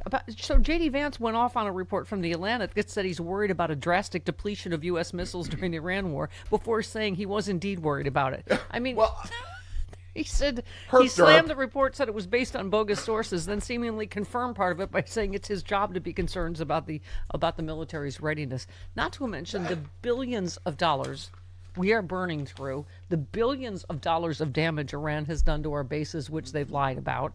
And then this. This is from USA Today, so people read it because it has different colored sections. It's the McPaper. People don't read the paper anymore. Well, if they read one, it's this one. Okay, got it. Gut-turning pictures of food served to service members on 2 major U.S. warships fighting the Iran war shared with USA Today by concerned family prompted an outcry online. Outrage among some national leaders and family and friends of sailors and Marines remain worried that the meals served to their loved ones deployed at sea are not keeping them nourished and well-fed. I mean, the fact that we're, first of all, in the completely unnecessary illegal war of choice, and sending people in to get killed and maimed. They're also not telling us the amount of people wounded. Mike Levin said this is completely unacceptable. Congress must investigate. Elizabeth Warren said Trump is spending billions of dollars every day on this illegal war with Iran, while American troops on the front lines say they are going hungry. The photos shared with USA Today, oh my God, they're so disgusting. You said like Fry Festival, but Fire Festival. Yeah, but okay. But also they're serving their country to harm's way. Yeah. Okay, not just enduring a crappy concert. They're having to actually. No, the Fire Festival people, to their credit, didn't endure anything. They never even they never had a concert. Yeah. That's They right. got scammed. So it's half-empty cafeteria trays. They shared pictures of and I love that the Army just denies stuff that they have pictures of, sending them to their families. They're like. One holding a meager scoop of moist shredded meat and a tortilla, the other a handful of boiled carrots, dry burger, and a mysterious slice of gray spam-like meat. I'm a pescatarian, and I thought that was fish, and I'm like, that is disgusting. It's gray. Can we talk about that tortilla? Why was the tortilla, dark? It was a dark purple, wasn't it? They're saying this was a gray spam-like meat. I thought it was like fish, but...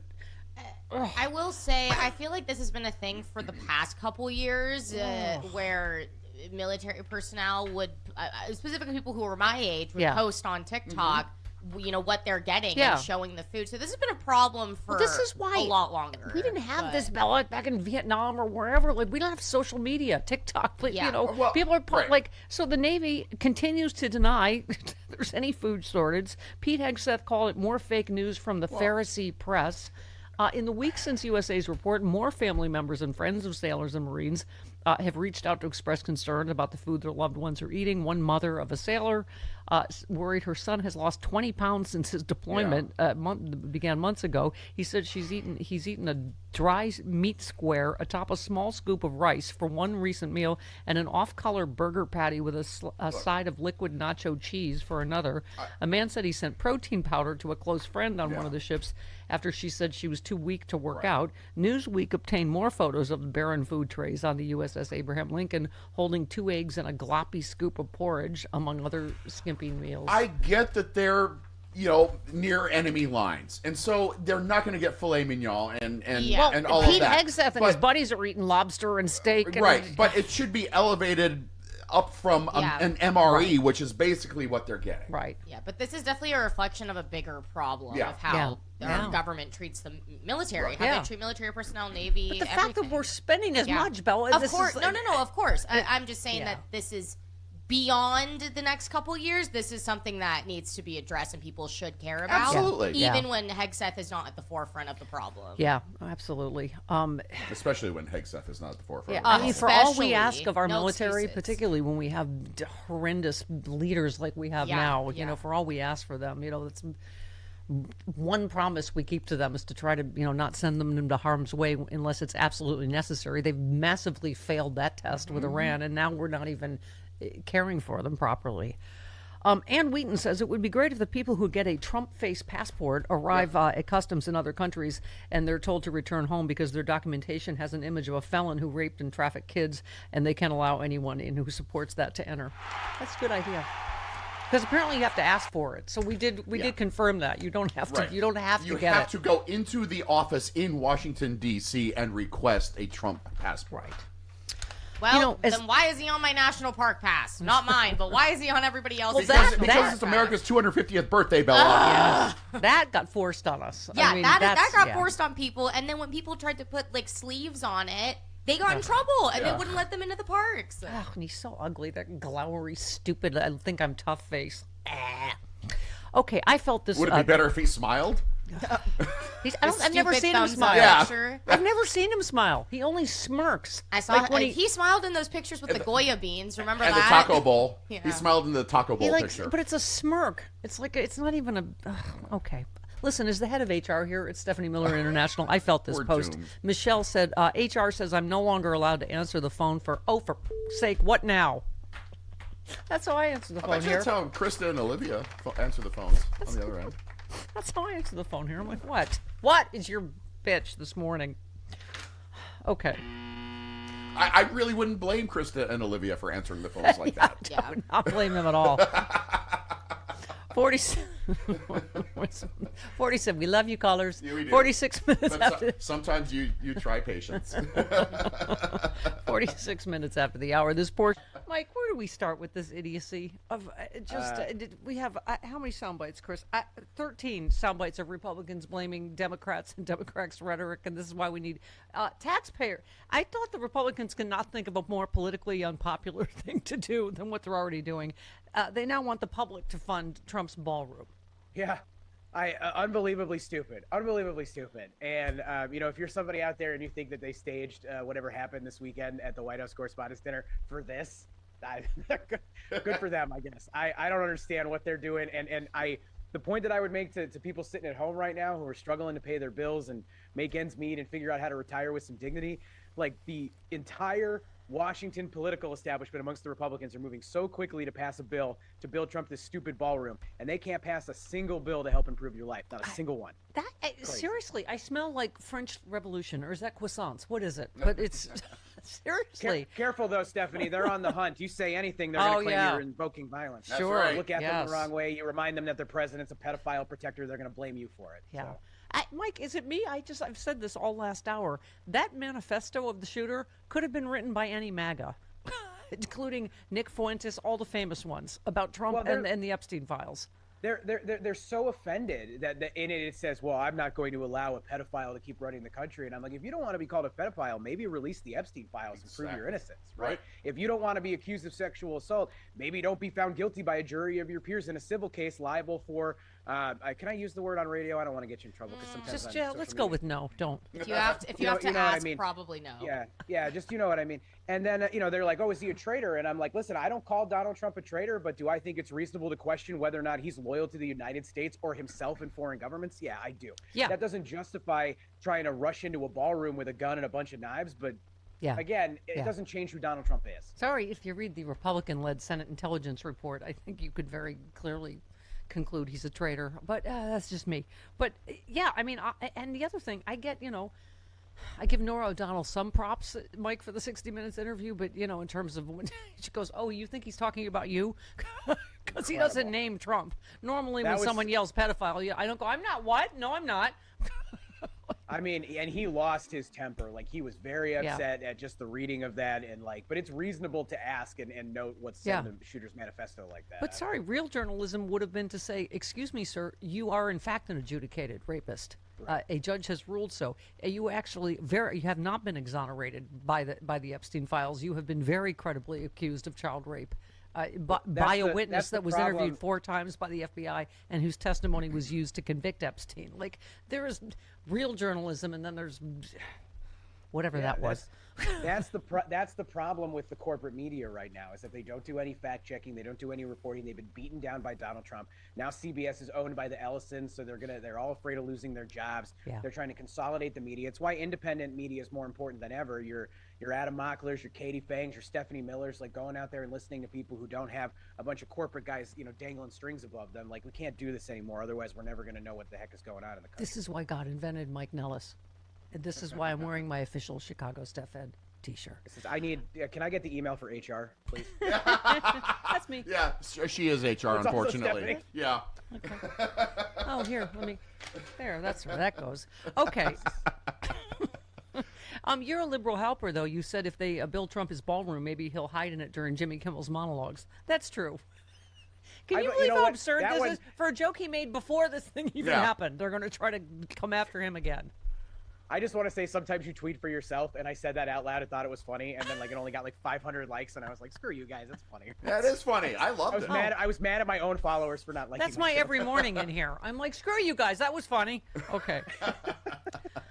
But you sum it up politically like you do, Mike. You said, Americans, please, for the love of God, do something about gas prices. Mm-hmm. Trump, fire Jimmy Kimmel. He's mean. I mean, it's just they're so out of whack, though. Seriously, going into the midterms with the priorities of the American people, and now a ballroom, and they think it's a good idea to say, oh, by the way, and you're going to pay for it, along with this ridiculous Iran war.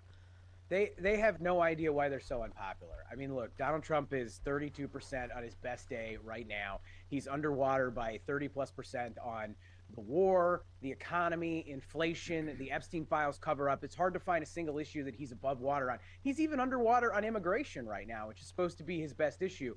And they're accomplishing nothing. So, set aside this sort of reductive conversation about political violence. I think that I think Republicans obviously owned that, and they're being very insincere in this.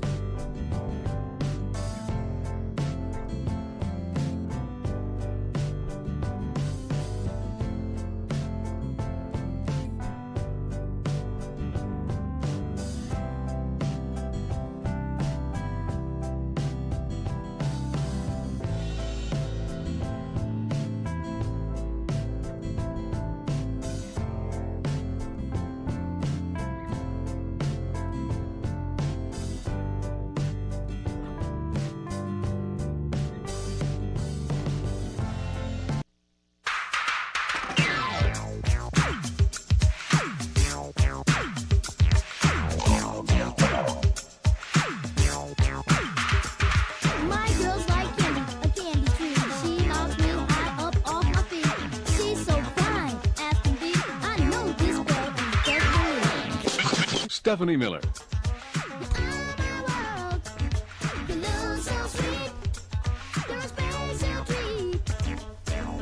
What? Yes, it is the Stephanie Miller Show. Just mere minutes until everything will be better. Why? Because Dana Goldberg will be here. Yeah, that's exactly right. Okay, people are concerned about Bella and her entire generation because we're all exhausted. And this is all they've ever known. Who said the toxic cocktail of boundless hatred, prolific malfeasance, and breathtaking incompetence that they continually day drink from spills over into lives of those of us who still wake up every morning just hoping to do our work, care for our families, help people enjoy human existence without having to contend with full-blown Armageddon? Who said that? Princess Aurora. No, our good friend and the official pastor of the Stephanie Miller Show, John Pavlovitz, who will join us Monday. That's right. I was going to let you say that. Thank you. Who said no after you? Oh. You first. No, you first. No event comes without chaos. No day arrives free from existential catastrophe. No consequential moment is not leveraged to divide. For the last 10 years, Bella's whole existence as a grown-up. Everything has been a fraud, a grift, a con, or a weapon manufactured and stewarded by a collection of broken people who found affinity in their greed, narcissism, and refusal to do the work of self-examination. Olaf. No, that was Pastor John Pavlovitz, as I'm obviously reading from the exact same thing. Who said combine this carefully curated chaos with incessant attacks on the media, dubious dissemination of information following emergencies, never clear investigatory procedures in their aftermath, and every single moment of crisis is made exponentially worse? Snap, crackle, and pop. No, that would also still be Pastor John Pavlovitz. It could be Snap, Crackle, and Pop. Yeah, it could be. All right, I'll give you a bonus round. You don't really deserve a bonus round. Who said resist the pull of their nonsensical rage bait? Do your best to avoid being distracted by their incendiary bombast, and do not be drawn into debate with people who have abandoned sense and benevolence. Find times of rest and clarity. Touch grass. Take refuge in stillness and solitude. Care for your physical, mental, spiritual, emotional health. Create beautiful things. Ride a roller coaster. Cultivate, okay, I'll throw that in. Cultivate gratitude and fight like hell to stay joyful. Immerse yourself in meaningful community with your like-hearted neighbors. Partner in the redemptive, neighbor-loving work happening where you are. Who said that? Toucan Sam. Oh, no, our Pastor John Pavlovitz. And he's so right. Who finishes, and above all, refuse to let your mind descend into the spinning maelstrom of madness that has swallowed so many around us. We can't afford to lose our heads or our souls now.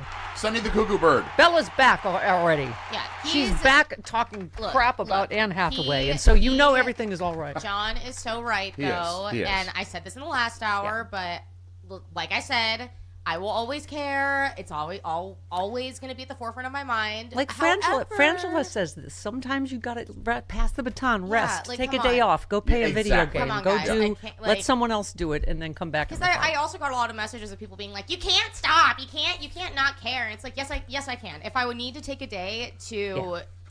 Just whine about it. Let me do that. Yep. Otherwise, I will eventually. Otherwise, I'm out of here. Like I gotta take my time for myself. Yeah. You know? Right. It's just one of those things. I always appreciate Mark Elias because you can tell like the bad decisions weigh on him, but then he gets back in the fight. But he's he doesn't sugarcoat stuff. He said today's VRA decision is intellectually dishonest and wrong. The conservative court basically said black people can vote for their preferred candidates as long as they prefer the right candidates, which will be Republicans. An absolute mockery of the law and a stain on the court. So trust me, he gets depressed. We all get depressed. We get the wind knocked out of us, right? And then he gets back in the fight because there's always another fight to fight. I've ebbed and flowed like this forever, even in college. Yeah. Like when I wasn't doing political talk radio, I was just living my life. Like I would go through phases where I would get really into it, go to protests, whatever, and then have a couple months where I just needed to not take do a break. Anything. Yeah, you can't stay at full blast all the time. You burn yourself out. Well, you need a change of pace. And a lot of people, like I say, depressed by this because the Supreme Court stuff is.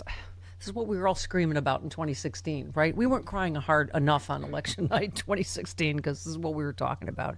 Kashim Rashid said, the SCOTUS ruling so far, universities using race criteria to counter historical racism and admissions is unconstitutional, but ICE fascists using race criteria to target people of color is constitutional, but state legislatures using race criteria to counter historical voter suppression is unconstitutional, but Trump using race criteria to enact travel bans is constitutional. In short, race criteria that centers white people is constitutional, but race criteria otherwise is unconstitutional. That about sums it up. What did we say? They kept lost the hoods but kept the robes. Whatever. Real quick, Thom in New Mexico. Hi, Thom. Hello, Thom. What'd you do? Thom, I didn't do it. He's not on air. Go ahead, Thom. Go ahead. Can you hear me okay? Yes, go ahead. 20 seconds. Okay, it was the situation about I just wrote a letter. Congressional districting, do it with fairness and dignity. Now, even our founding fathers said the true concept of congressional districting is equal districts of roughly equal population. And that's the way it should be. Yeah. Yep. Good point. Okay, Dana Goldberg joins us next.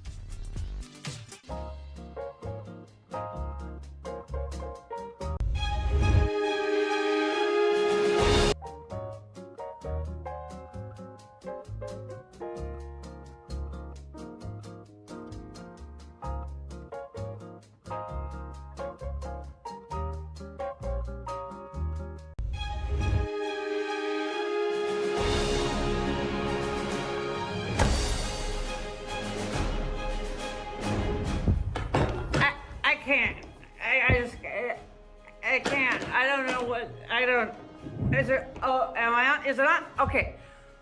Welcome to Justice. Welcome to Justice with Judge Janine, which is very difficult. Could we change the name because I haven't had a substantial amount of gin, and so it is hard to say Justice with Judge Janine.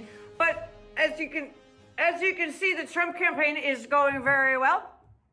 It is fake news, and it's not going well. And we have some Trump surrogates on tonight to tell you why. We have a lovely. God damn it! What is I told you about this fucking thing? We have Diamond and Silk. Hi, Diamond and Silk. You're the Negroes, right? Yes. We are Trump's black people. Yes. Thank you so much for having us on, Judge Pyro. And for taking time off from the Supreme Court. Yeah.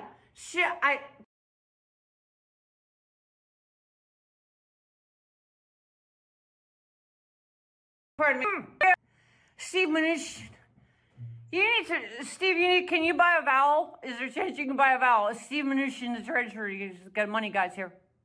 Good evening, Judge Janine, and let me thank you. It's so nice to have an interviewer pronounce my name correctly in one of my appearances, so thank you. It's a pleasure to be here and to remind all your listeners that President Trump is fighting for every American, even the expendable ones. I know Botox. Is that Botox in your lips, or do you always look like a squid, or what's that? Oh, how droll. No, actually, I just have a bit of irritation.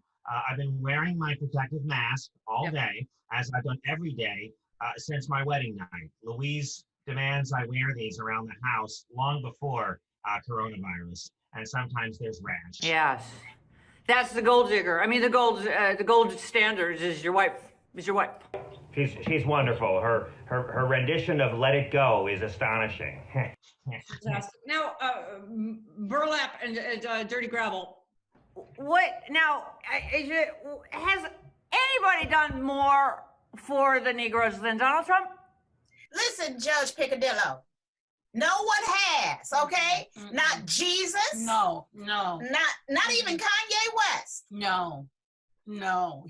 Trump is like everything. Yes. You know, if we could lick him, we would. We would. I mean, I would just be like, Lord. Are you conflicted? Are you having a hard time deciding between Kanye, since he is also a Negro, and Donald Trump? Are you thinking about voting for Kanye?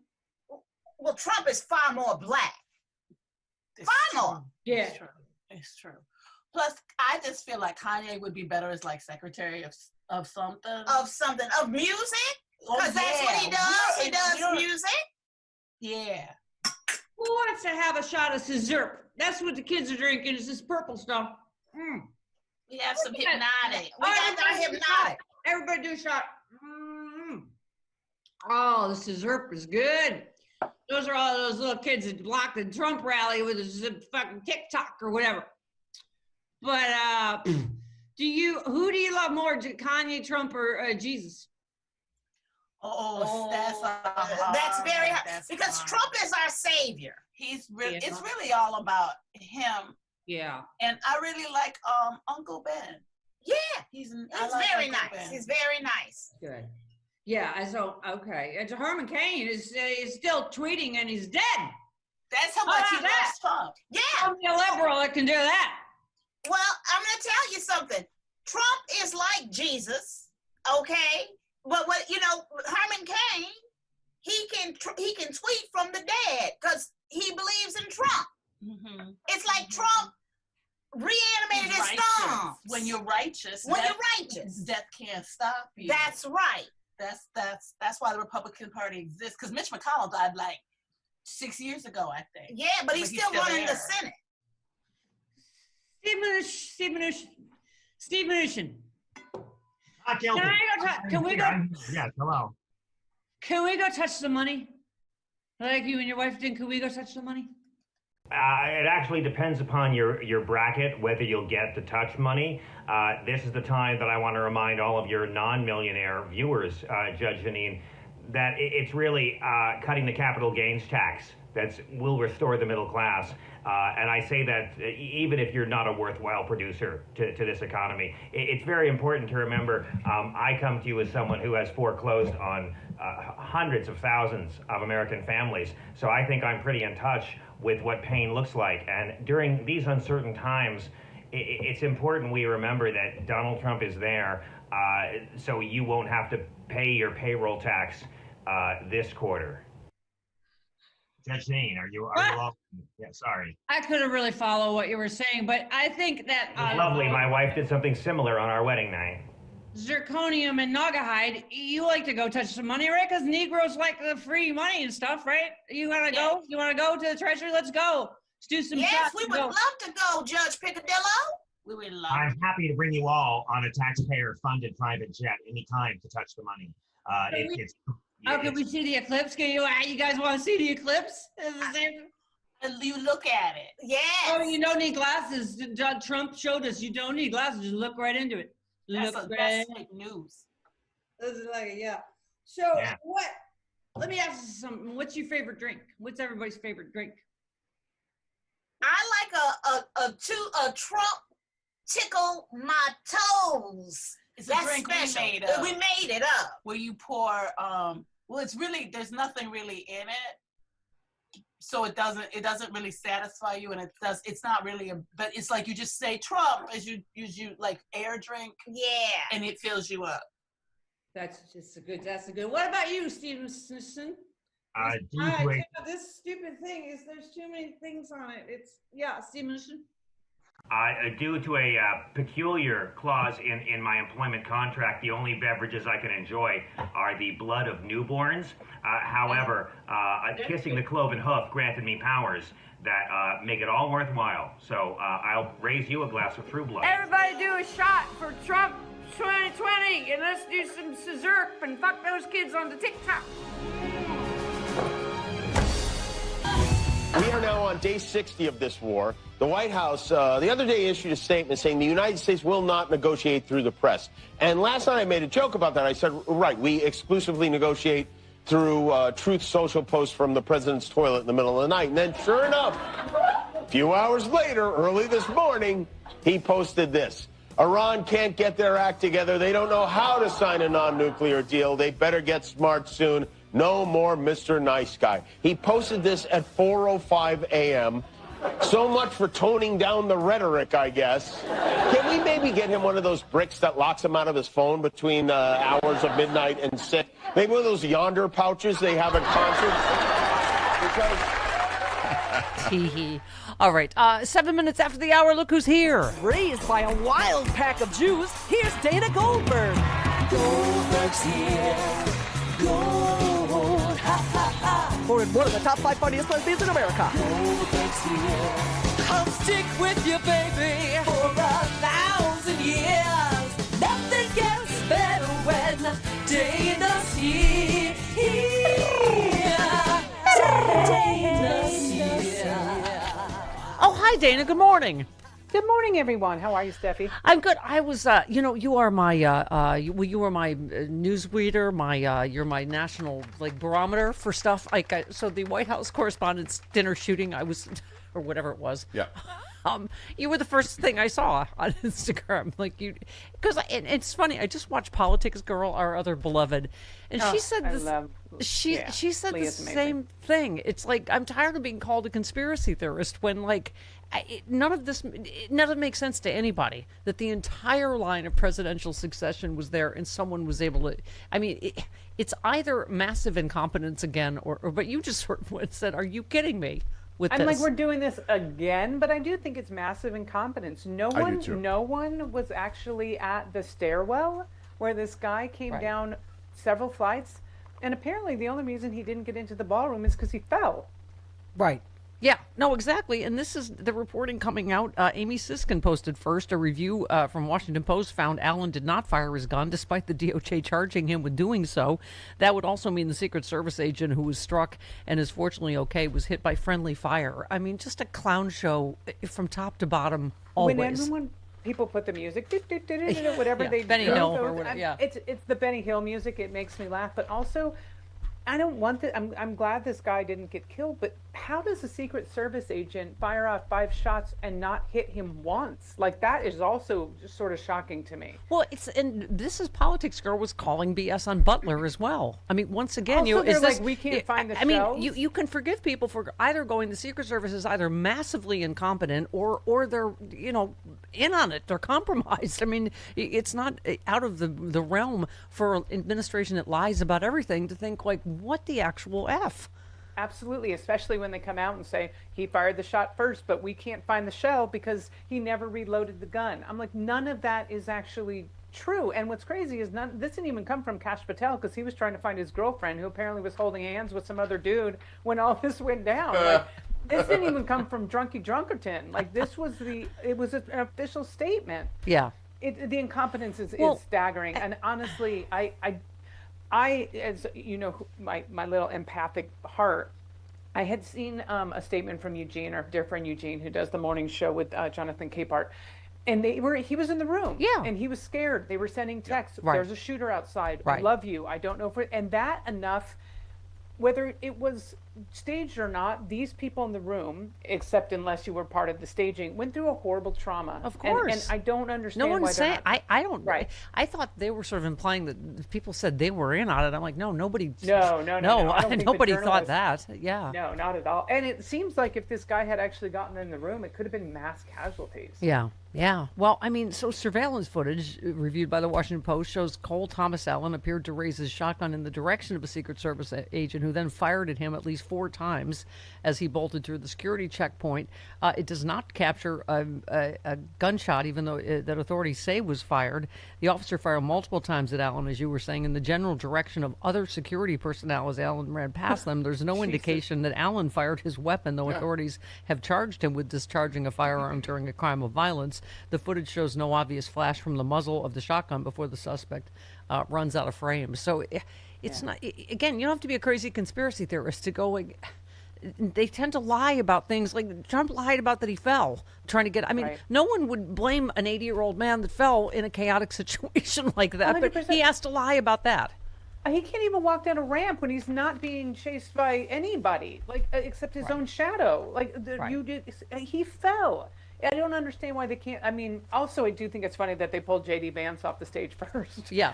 I think it really shows you where their priorities are. And also, we saw all the video of Stephen Miller with his pregnant wife in front of him. I mean, God, RFK Jr.'s girlfriend or wife, I don't know if Cheryl Hines is his wife or not, they didn't even look back for her. She was like, can someone help me? No. I mean, do you know how fast someone put the Curb Your Enthusiasm theme to that footage? Because it was a clown show. I mean, yeah, speaking of J.D. Vance, you said watching J.D.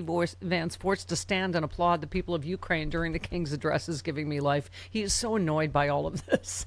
I mean, we've been talking all week, Dana, about a king. The literal king of England has to lecture us about democracy. I know. I mean, whether you thought he should have come here or not, it had to have been embarrassing that the Congress actually respected him on a bipartisan level. They laughed at his jokes because the king brought some jokes. He did a tight 5 right at the top of the speech. I was sort of impressed. I'm not going to lie.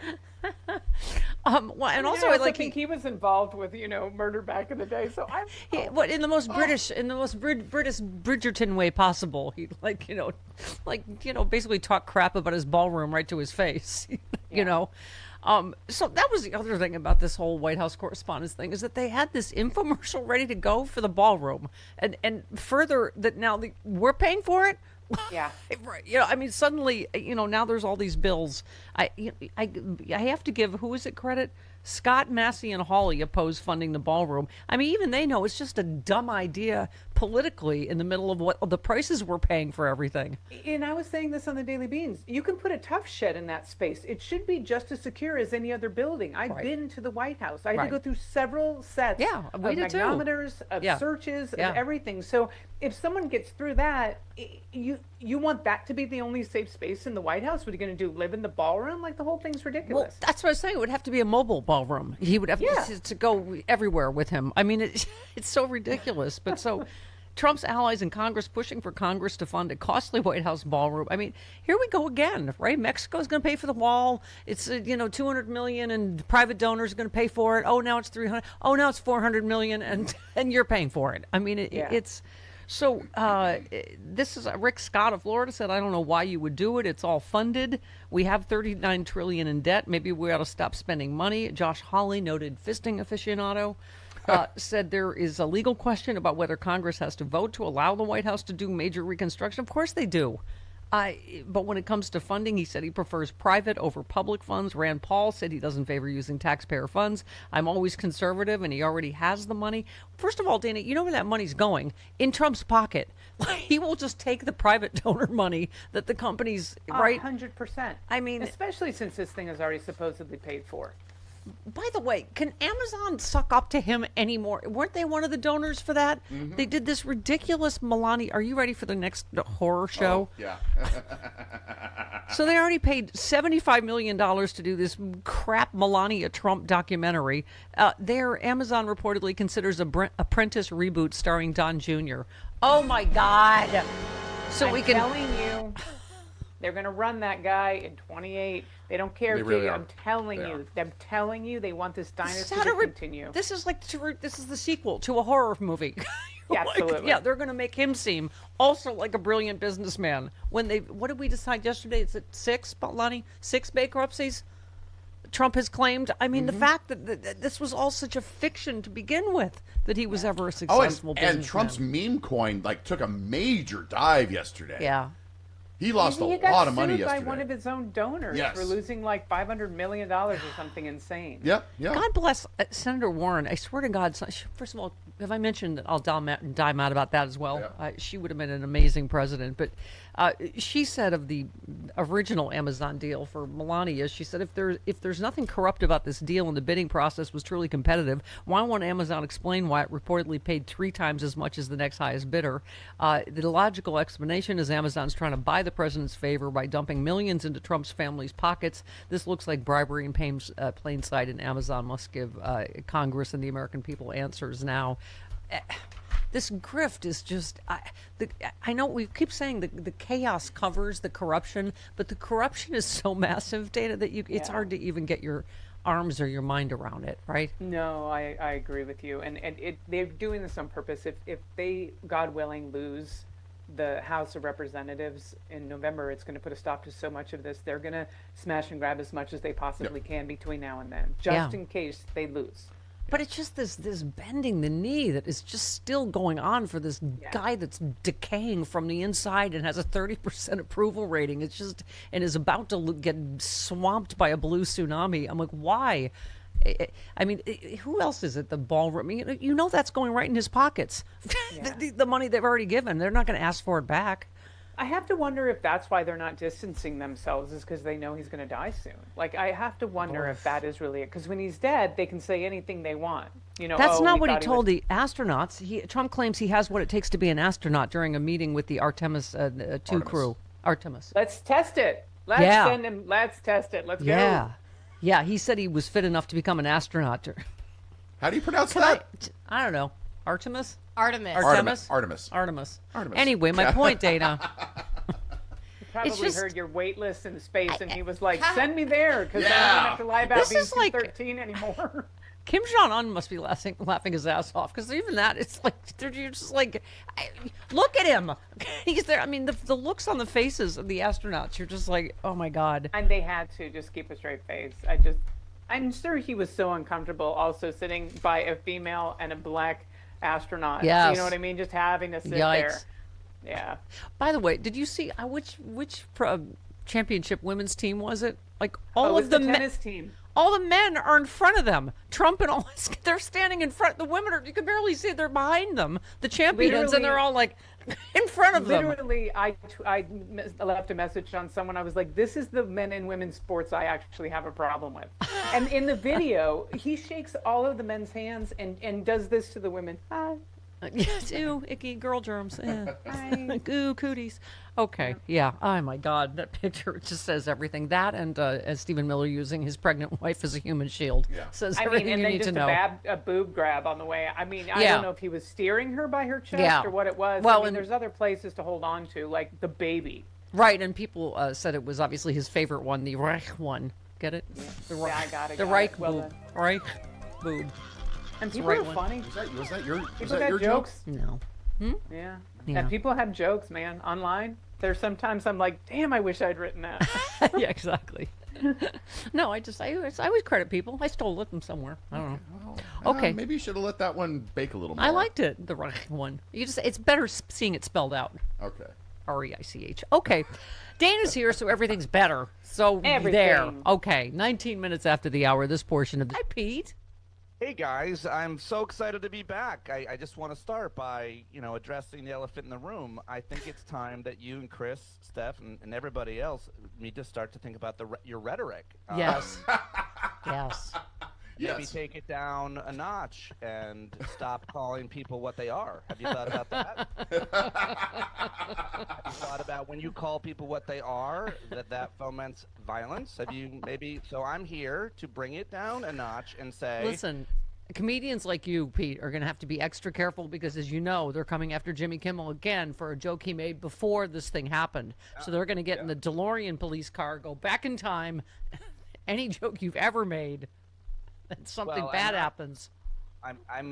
That's why I've limited jokes, which is why I'm just trying to tell the truth, which is why you guys are talking about, the ballroom and the body armor and stuff. People don't realize he wants to add a ballroom to the White House because he doesn't want to go anywhere because he's a lazy potato. He wants it to be like Mar-a-Lago, where he just walks down through the ballroom and rich people are there clapping. And the other thing is, people don't know this, but I have sources in the White House that say that his diapers are made of chainmail. I didn't know that, Pete. Yeah. But we always learn new things from you, which is nice. That's what I'm just trying to lower the rhetoric. Yeah, you posted, I can't believe someone would try to kill the most hated man in the world. That argues against the conspiracy theories. You're like, yeah, I mean, really, and we're in the middle of an unnecessary illegal war. So, yeah. Every president, everywhere, every leader gets targeted, obviously. But if you foment violence all over the world, you can expect to be the target. Also, he's just so hated. And so the shock that anybody would try to do something. Plus, now we know that he has done all these horrible things to women and all the Epstein file stuff. And then, posing next to Jesus, that'll put an unhinged person a little closer to the edge, posing as Jesus. People didn't like that, Steph. I don't know if you knew that. I'm just telling you what happened. Yeah. But you said, I don't see a shred of evidence that Trump or anyone in the administration was in any way involved. If you believe they're dumb liars, but could also pull this off, then you're arguing with yourself. Trump wanted to give his speech more than anything. Extraordinary claims need extraordinary evidence. I think it's because they lie about everything every day, all the time. It's like everyone has become a conspiracy theorist. Oh my God, it's really bad what's happened. I mean, I have sympathy for Americans who've experienced over a decade of societal mental health trauma. I mean, we've had fundamental realities stripped, critical thinking constantly being tested in this country when the leaders of industries are constantly lying, and experts and so much more. And we're not, as a species, I don't think we're designed to be constantly lied to. It's just an unsustainable environment. But I think there's the silver lining that folks like you and me and others have to, not coalesce around conspiracies, but around our morals and principles, our community, our friends, our loved ones, and our shared fierce desire to kind of move past this chapter and keep people connected to reality and to some kind of similar truth. And also, I don't know how well you know me, but I've been single for roughly, what is it, Chris? 11 billion years. Yeah. And I just got a new girlfriend. And this was the first weekend she was visiting. Pete, I was trying to have a life. If you want I actually turned off the news for a day. And then this is every weekend you wake up and go, oh my God, what is that? It's just, you can't. I feel like if you want to know if Stephanie Miller has a new girlfriend, just say hi. I mean, I've been following you on social media, and I feel like this person keeps popping up. You and your new girlfriend I'm like, I think she's happy. I'm so excited, yeah. Well, I I mean, seriously, even when you try to have a real life, like every weekend, there's more. Like Bella was saying, she's 23. Yeah. This has been the last 10 years of her life. They're just numb from this constant chaos and these news cycles. It's just and people exhausting. Her age, my daughters are 21 and 18, Bella, and people your age. My understanding is you don't know how to read the news.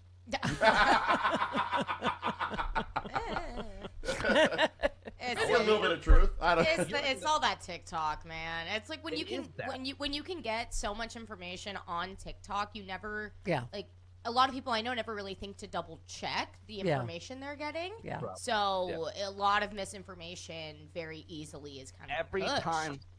Every time something happens, I immediately text my daughters before they even. I know what they're going to read on TikTok. I'm like, before you buy into what anybody else is saying, this is what happened.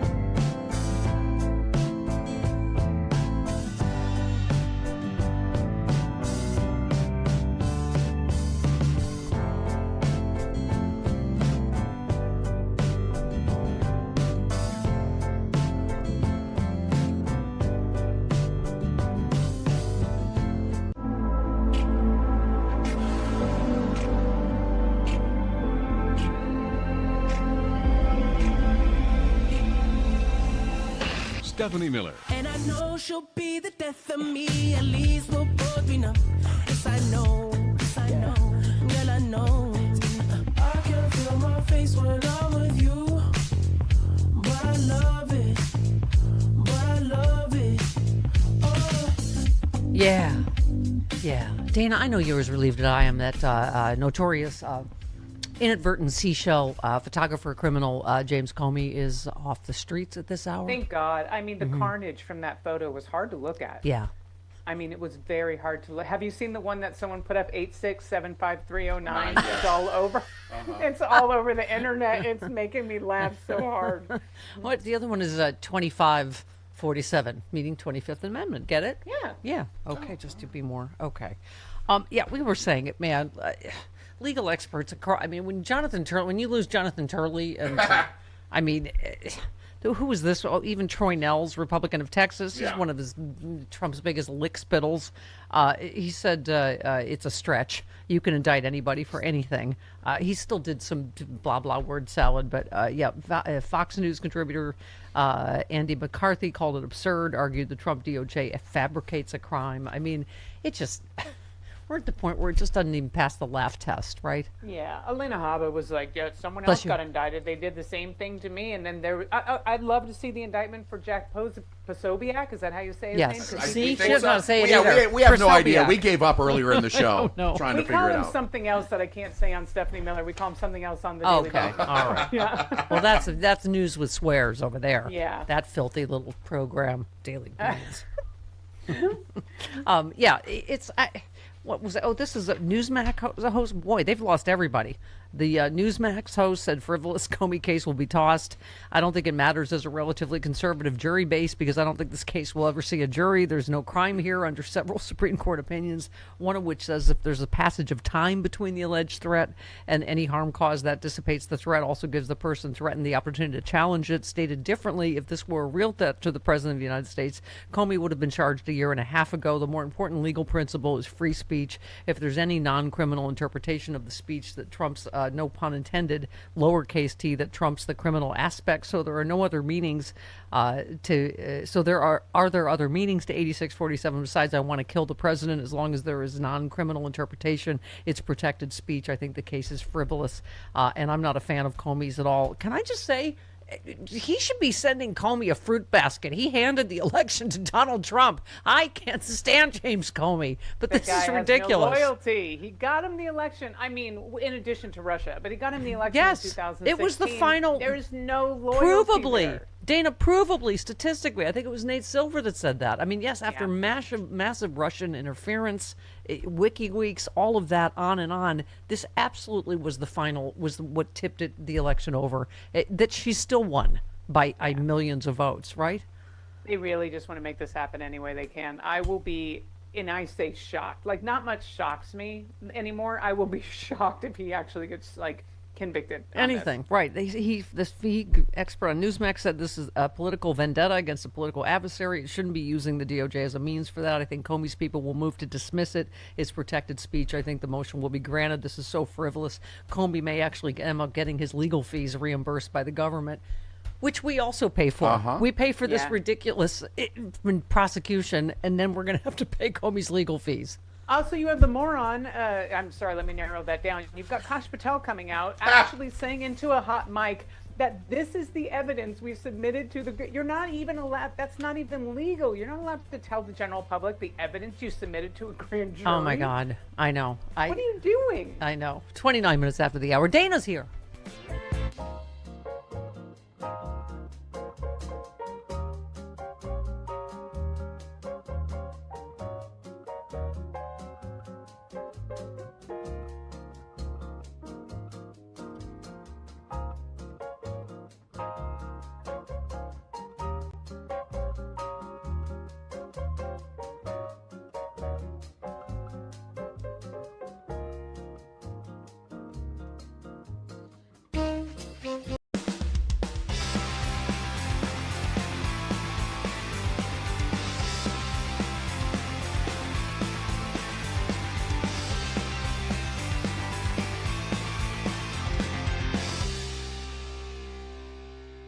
In 1776, we defied a corrupt king, and the America we love was born from that defiance.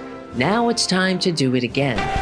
America is in crisis, but patriots across the country are standing up to save her for ourselves and our posterity. Show your support with the No Kings lapel pin, a 1-inch by 1-inch standard American flag lapel pin embedded with our No Kings symbol.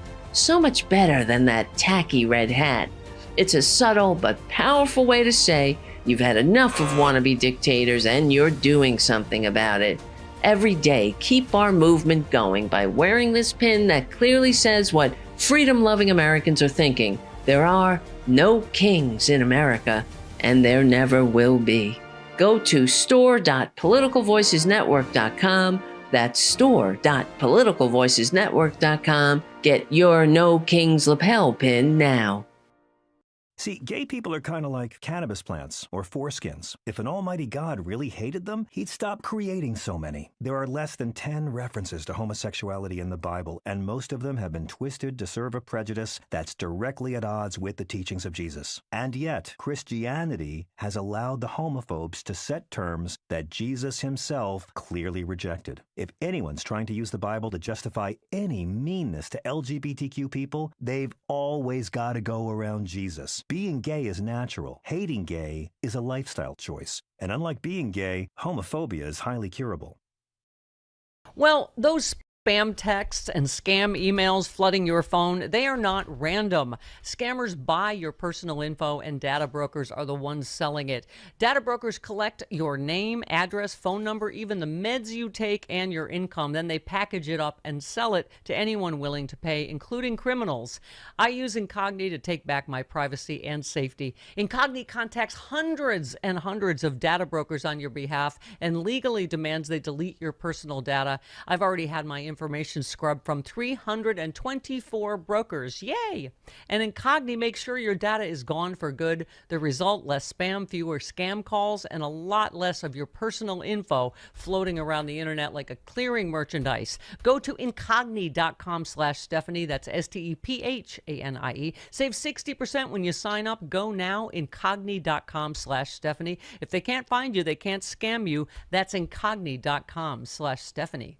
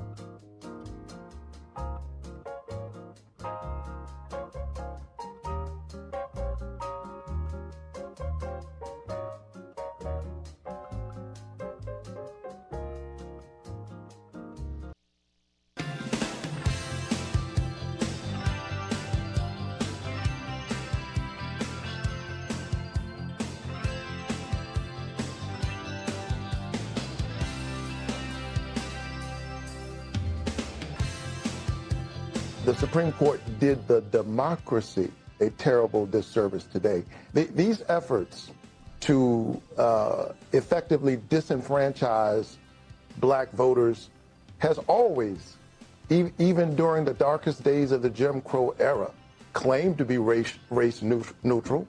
You had the 15th Amendment. By the time we got the Voting Rights Act, black people theoretically had a right to vote for 100 years when the 15th Amendment was passed. But through literacy tests, through grandfather clauses, through poll taxes, they effectively disenfranchised black voters. This is just the 21st century version. This is Jim Crow in new clothes. Yep, Reverend Warnock on this latest atrocity from the Supreme Court, Dana. Yeah, it's I don't even have anything other than anger about this decision. Yeah. It is horrifying. The Supreme Court is bought and paid for. They're illegitimate justices appointed by an illegitimate president. It's so infuriating. Someone made a great point. I brought this up earlier because I believe we have to do all of the above, and we absolutely have to expand the Supreme Court. That's the only way to fix that. But Jerry Ford said the people responding with "this is fine, we'll just take all the Republican seats in California and Colorado, etc." are missing the point and are pissing me off. Today isn't about the math of this midterm gerrymandering battle. It's about silencing the voices of an entire community for the long term. The majority of black Americans live in the South, in the very districts this ruling puts on the chopping block. Replacing them with white liberal districts in blue states doesn't fix that. It's erasure, and that's the word. And I also think that there's some sadness behind this, that we still don't live in a time where the black community necessarily would feel like any white representation they can trust would fight for what is important to them. That's why there's oftentimes in these communities they are electing black representatives, because they feel like at least they would have their best interest at heart. I wish we lived in a world where there were more white legislatures that people could look to and go, I think that they would also protect us, and we just don't have that. That makes me sad. Yeah. President Obama said today's Supreme Court decision effectively guts a key pillar of the Voting Rights Act, freeing state legislatures to gerrymander legislative districts to systematically dilute and weaken the voting power of racial minorities, so long as they do it under the guise of partisanship rather than explicit racial bias. It serves as one more example of how a majority of the current court seems intent on abandoning its vital role in ensuring equal protection in our democracy, protecting the rights of minority groups against majority overreach. The good news is such setbacks can be overcome, but that will only happen if citizens across the country who cherish our democratic ideals continue to mobilize and vote in record numbers, not just in the upcoming midterms or in high-profile races, but in every election at every level. Dana, I hope so. I hope this is one of the things that pisses people off to such a degree that it superpowers people to vote. I hope so too. I hope so too. I really do. Because there are still, state elections that are not dependent on gerrymandering, meaning the senators and things like that, that I hope people still get out and go vote, because a lot of the things that we're realizing, especially places like Texas, that actually have Democratic challengers to Republican strongholds, people are getting out and voting now because there's now an actual challenger. So I hope that at least these minority communities that are continually disenfranchised by our country and our Supreme Court still get out and vote and make their voices heard and affect the statewide elections. I can imagine it's infuriating, but they've continued to show up for us and themselves mainly for generations. They're not going to stop now.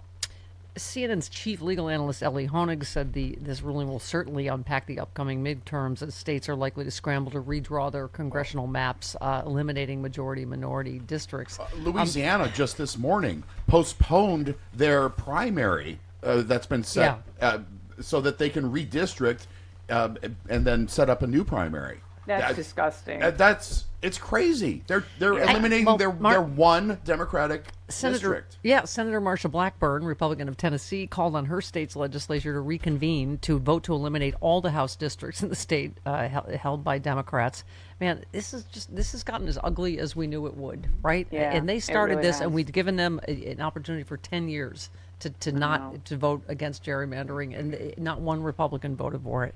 Her call came after the Supreme Court ruled the House district in Louisiana to ensure A minority-majority balance was illegal. The ruling, which critics warned gutted the Voting Rights Act, immediately left legal analysts and pundits to speculate how far-reaching the landmark ruling impact will be. Well, we're starting to find out right on day one.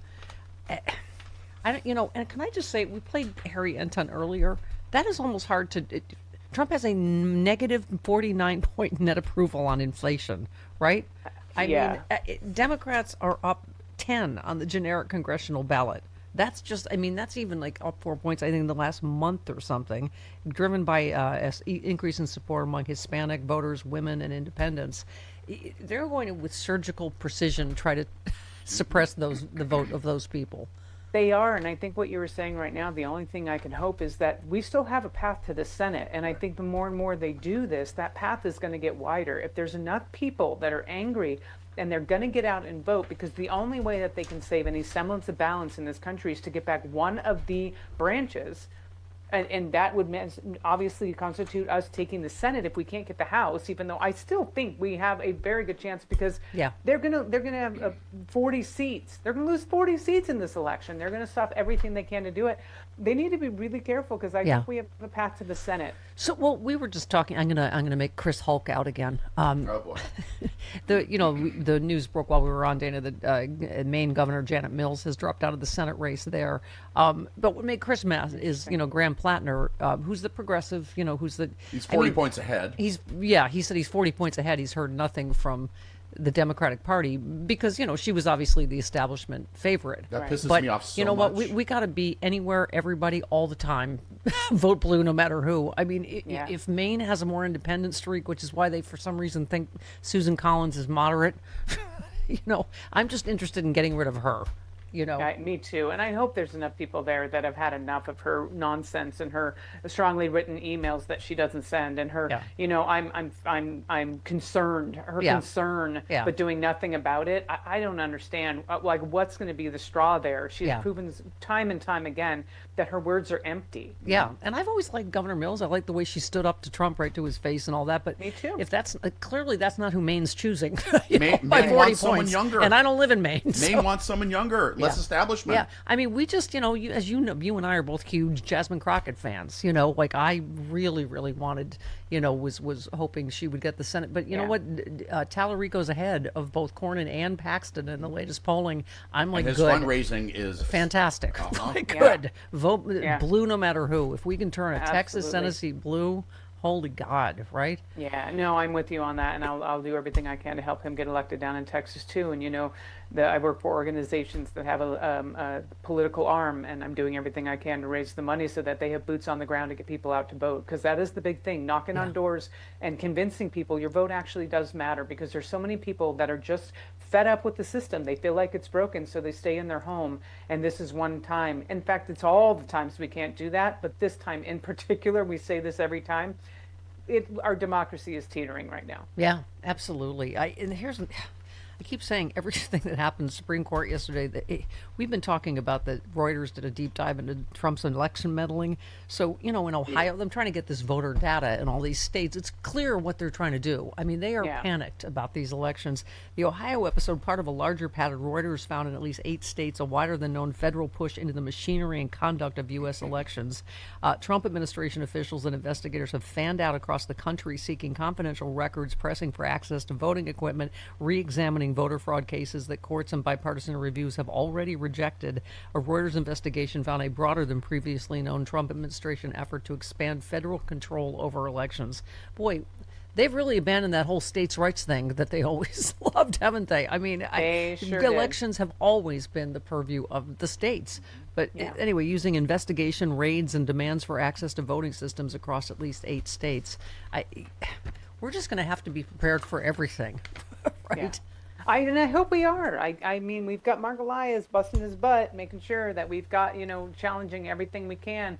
I hope there's more of him out there, because we're going to need it. Yeah, cloning Mark Elias should be number one on when we get the scientists back. Yeah. I agree.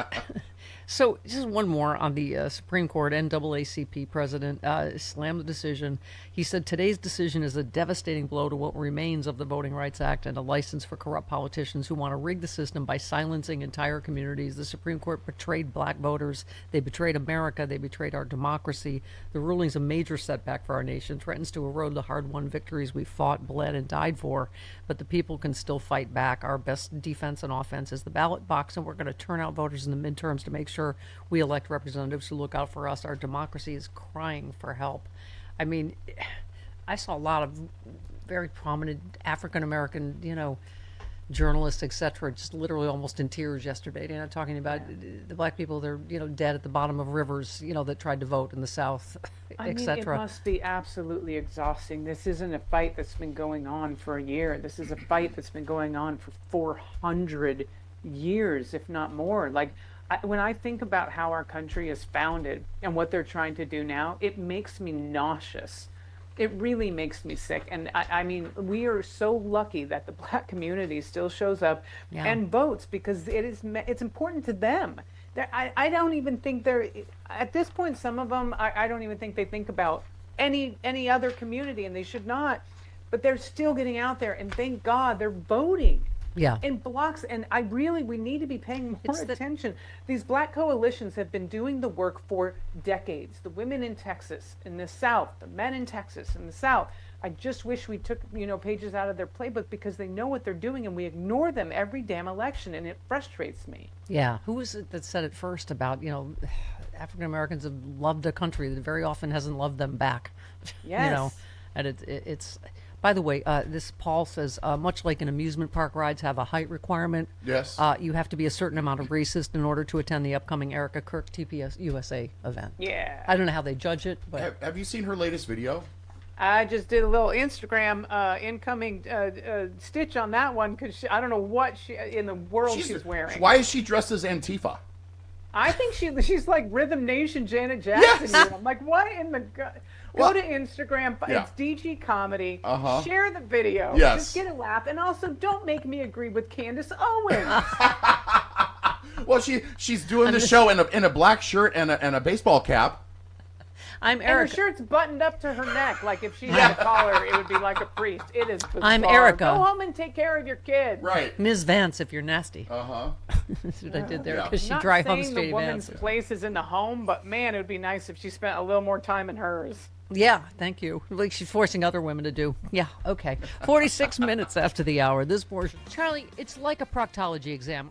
I just got it. It's over now. It's over. Oh well. Yeah. First of all, I'm a little scared today, because it's been a long time since I've seen Chris Lavoie Unleashed. Yes. Oh well, yeah. I mean, you wouldn't like him when he's angry. His shirt is tearing, and he's turning a little green. So I'm wearing. Yes. I was a little Bill Bixby earlier. He has to get all these sound bites. I'm sensing some gamma radiation going through and then he has to hear them back again. Yeah. And in case people don't know, Chris is the size of a UPS truck. Yes. So indeed he is. You wouldn't like him when he got mad. Hi, Bella. Hello. Okay. Yeah. Yes. I thank you for introducing me with 2 Caroline Levitt quotes, because yeah, great. Shots were really fired. Charlie, you wrote a piece. This is the wrong time for the predictable Democratic response to the correspondents' dinner shooting. You said, as much as I hate the White House Correspondents' Dinner, and I hate it with the heat of the surface of Mercury, I will not mock or make light of anyone who dove under the tables last Saturday night. That was the other thing, Charlie. I don't know who. I heard somebody saying like, "Oh, this conspiracy and that that we were all in on it." Nobody said the journalists were in on it. I think we. Well, you know what? I've discovered that nobody says a lot of things that get traction. Right. Right. Yeah. No. Nobody is calling. No Democrat I know. I mean, it all started with defund the police. Right. Right. No serious Democrat ever said defund the police. Thank you. Yeah. That I'm aware of. I mean, but no Democrat has called for the president to be killed. Yeah. And by the way, the guy never made it down to the right floor. Right. I mean, yeah, it was a scary moment, I'm sure. Yeah. But this guy got stopped pretty quickly. Well, and you pointed, Charlie, in your piece of something I've been talking about all morning. You said if you're the MAGA robot army or you're Dana Bash, you lay the events at the feet of dangerous extremists like Jamie Raskin.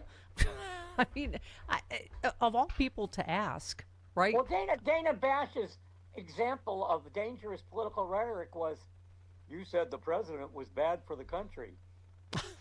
Right. Can you think of a president that hasn't been aimed at? Yeah. Like, ever? Yeah. Exactly. I mean, people thought Abraham Lincoln was bad for the country. Right. Right. So you said if you're the Democrats and you even have the ghosts of the Coglione, you go on criticizing this president and his renegade band of misfits and lickspittles, and you train yourself not to care about the civility police. Cole Allen did what he did for his own mad reasons. The crimes and insanity of the past decade turned his mind into a furnace in which all these things melted together and then congealed into an unmovable obsession. And then he went and got his guns. Too many damn guns. I mean... Yeah. That to me is... Well, hey, hiya, Free Speech TV land. This is the last day. We have a little 2-day fund drive that is so necessary right now. Mayday, Mayday. Mayday, Mayday. That's tomorrow, May 1st. That's right. I'm telling you, we're having a Mayday for free speech in America if you're paying attention to the news. You need to keep us here on Free Speech TV. Frontline funders are showing solidarity. That's Speaking right. of worker solidarity, everything you give will be doubled if you go right now to freespeech.org/donate or call 877-378-8669. Final day. Final day. Final day. Thank you, frontline funders. Charlie, it's like a proctology exam. I just got it. It's over now. It's over. Oh, well, Yeah. First of all, I'm a little scared today because it's been a long time since I've seen Chris Lavoie unleashed. Yes. Oh, well, yeah. I mean, you wouldn't like him when he's angry. His shirt is tearing and he's turning a little green. So I'm wearing. Yes. yeah, I was a little Bill understand. Bixby earlier. He has to get all these sound bites. I'm sensing some gamma radiation going through and then he has to hear them back again. Yeah. And in case people don't know, Chris is the size of a UPS truck. Yes. So indeed he is. You wouldn't like him when he got mad. Hi, Bella. Hello. Okay. Yeah. Yes. I thank you for introducing me with 2 Caroline Levitt quotes because. Yeah. Great. Shots were really fired. Charlie, you wrote a piece. This is the wrong time for the predictable Democratic response to the correspondents' dinner shooting. You said, as much as I hate the White House Correspondents' Dinner and I hate it with the heat of the surface of Mercury, I will not mock or make light of anyone who dove under the tables last Saturday night. That was the other thing, Charlie. I don't know who... I heard somebody saying like, "Oh, this conspiracy and that that we were all in on it." Nobody said the journalists were in on it. I think we. Well, you know what? I've discovered that nobody says a lot of things that get traction. Right. Right. Yeah. No. Nobody is calling. No Democrat I know. I mean, it all started with defund the police. Right. Right. No serious Democrat ever said defund the police. Thank you. Yeah. That I'm aware of. I mean, but no Democrat has called for the president to be killed. Yeah. And by the way, the guy never made it down to the right floor. Right. I mean, yeah, it was a scary moment, I'm sure. Yeah. But this guy got stopped pretty quickly. Well, and you pointed, Charlie, in your piece of something I've been talking about all morning. You said if you're the MAGA robot army or if you're Dana Bash, you lay the events at the feet of dangerous extremists like Jamie Raskin. I mean, of all people to ask, right? Well, Dana Bash's example of dangerous political rhetoric was, "You said the president was bad for the country." Right. Can you think of a president that hasn't been aimed at? Yeah. Ever? Yeah. Exactly. I mean, people thought Abraham Lincoln was bad for the country. Right. Right. I just speaking of Supreme Court, Dana, Supreme Court rules for anti-abortion pregnancy center. So that's today in Handmaid's Tale in America. Oh, geez. Hooray! Mm-hmm. Okay.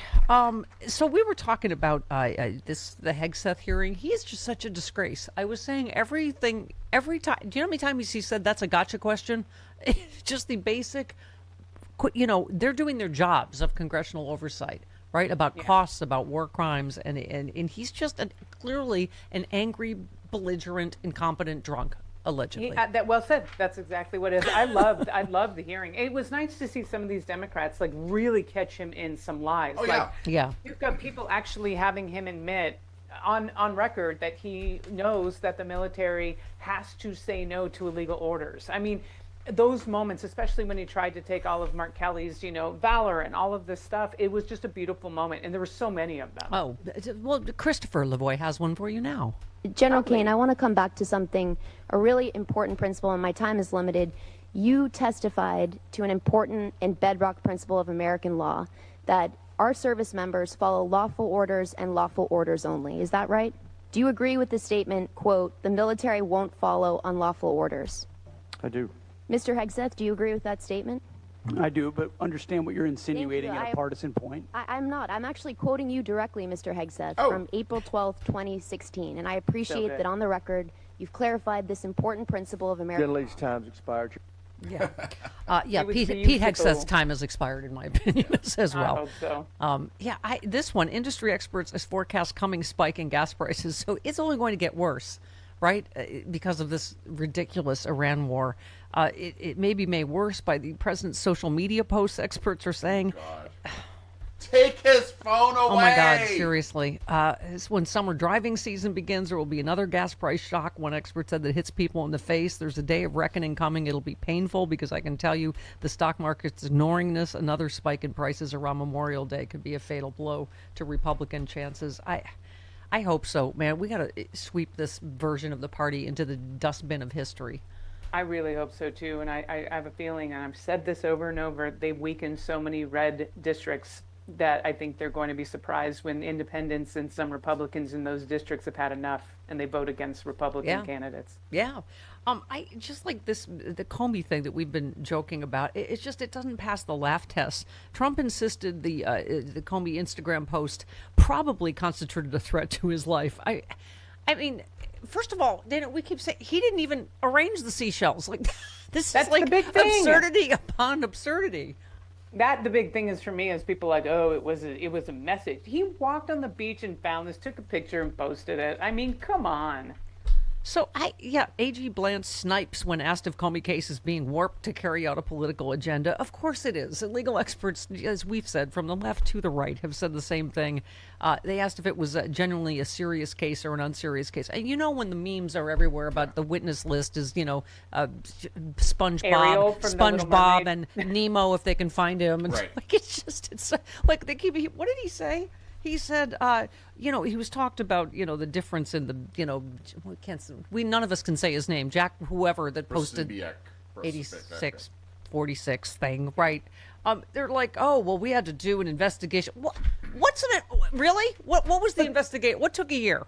Also, I'd be pretty pissed if I was Nancy Guthrie and I heard that they had been investigating seashells for a year instead of finding my mother. Yeah. Oh, if Nancy is the mother, I get them confused, but Savannah. I would be annoyed. He said, so he was asked about that. He said, they said, shouldn't he face charges as well? Jack, the name we can't pronounce. And he said, that's not how a grand jury does its work. They just don't look at a single image and say, okay, we'll indict or we won't indict. They do an investigation. This conduct took place in May of last year. It's been almost a year. I can assure you the FBI, Secret Service, and U.S. Attorney's Office have not been sitting around doing nothing. They've been investigating. I have no idea whether there was an investigation into the other times. So you can't compare, what happened last time, what happened this time. Every investigation is different. Yes, this one is obviously completely vindictive and politically driven. Exactly. And I guarantee, I imagine his lawyers are going to take Jack, whatever his last name's, post and say, how come ours was indicted and this one wasn't? I mean, you've got to, then it goes into free speech. Also, he did not, there's so many things. It's still a free speech issue. Okay, Prosobiac. He's the father of Pizzagate. He's been linked to white supremacist groups and neo-Nazis. He infiltrated an anti-Trump rally with a Rape Melania sign, which then they duly accused the left of having done. He's that guy, right? Yeah, he's a horrible POS. And he didn't just take a picture of something. He posted 8646, right? Yeah. I mean... Yeah. That's exactly it. Okay. All right. Oh, hang on. Federal appeals court refuses to reconsider $83 million defamation judgment Trump owes E. Jean Carroll. Pay up. Good. Pay up, mother. Pay up. Yeah, there you go. DG That's Comedy. probably why he needs money for his ballroom. He knew he was going to lose that case. Yeah, exactly. DG Comedy on all the socials. We love you, Dana Goldberg. Love you too. I'll see you next week. Goodbye.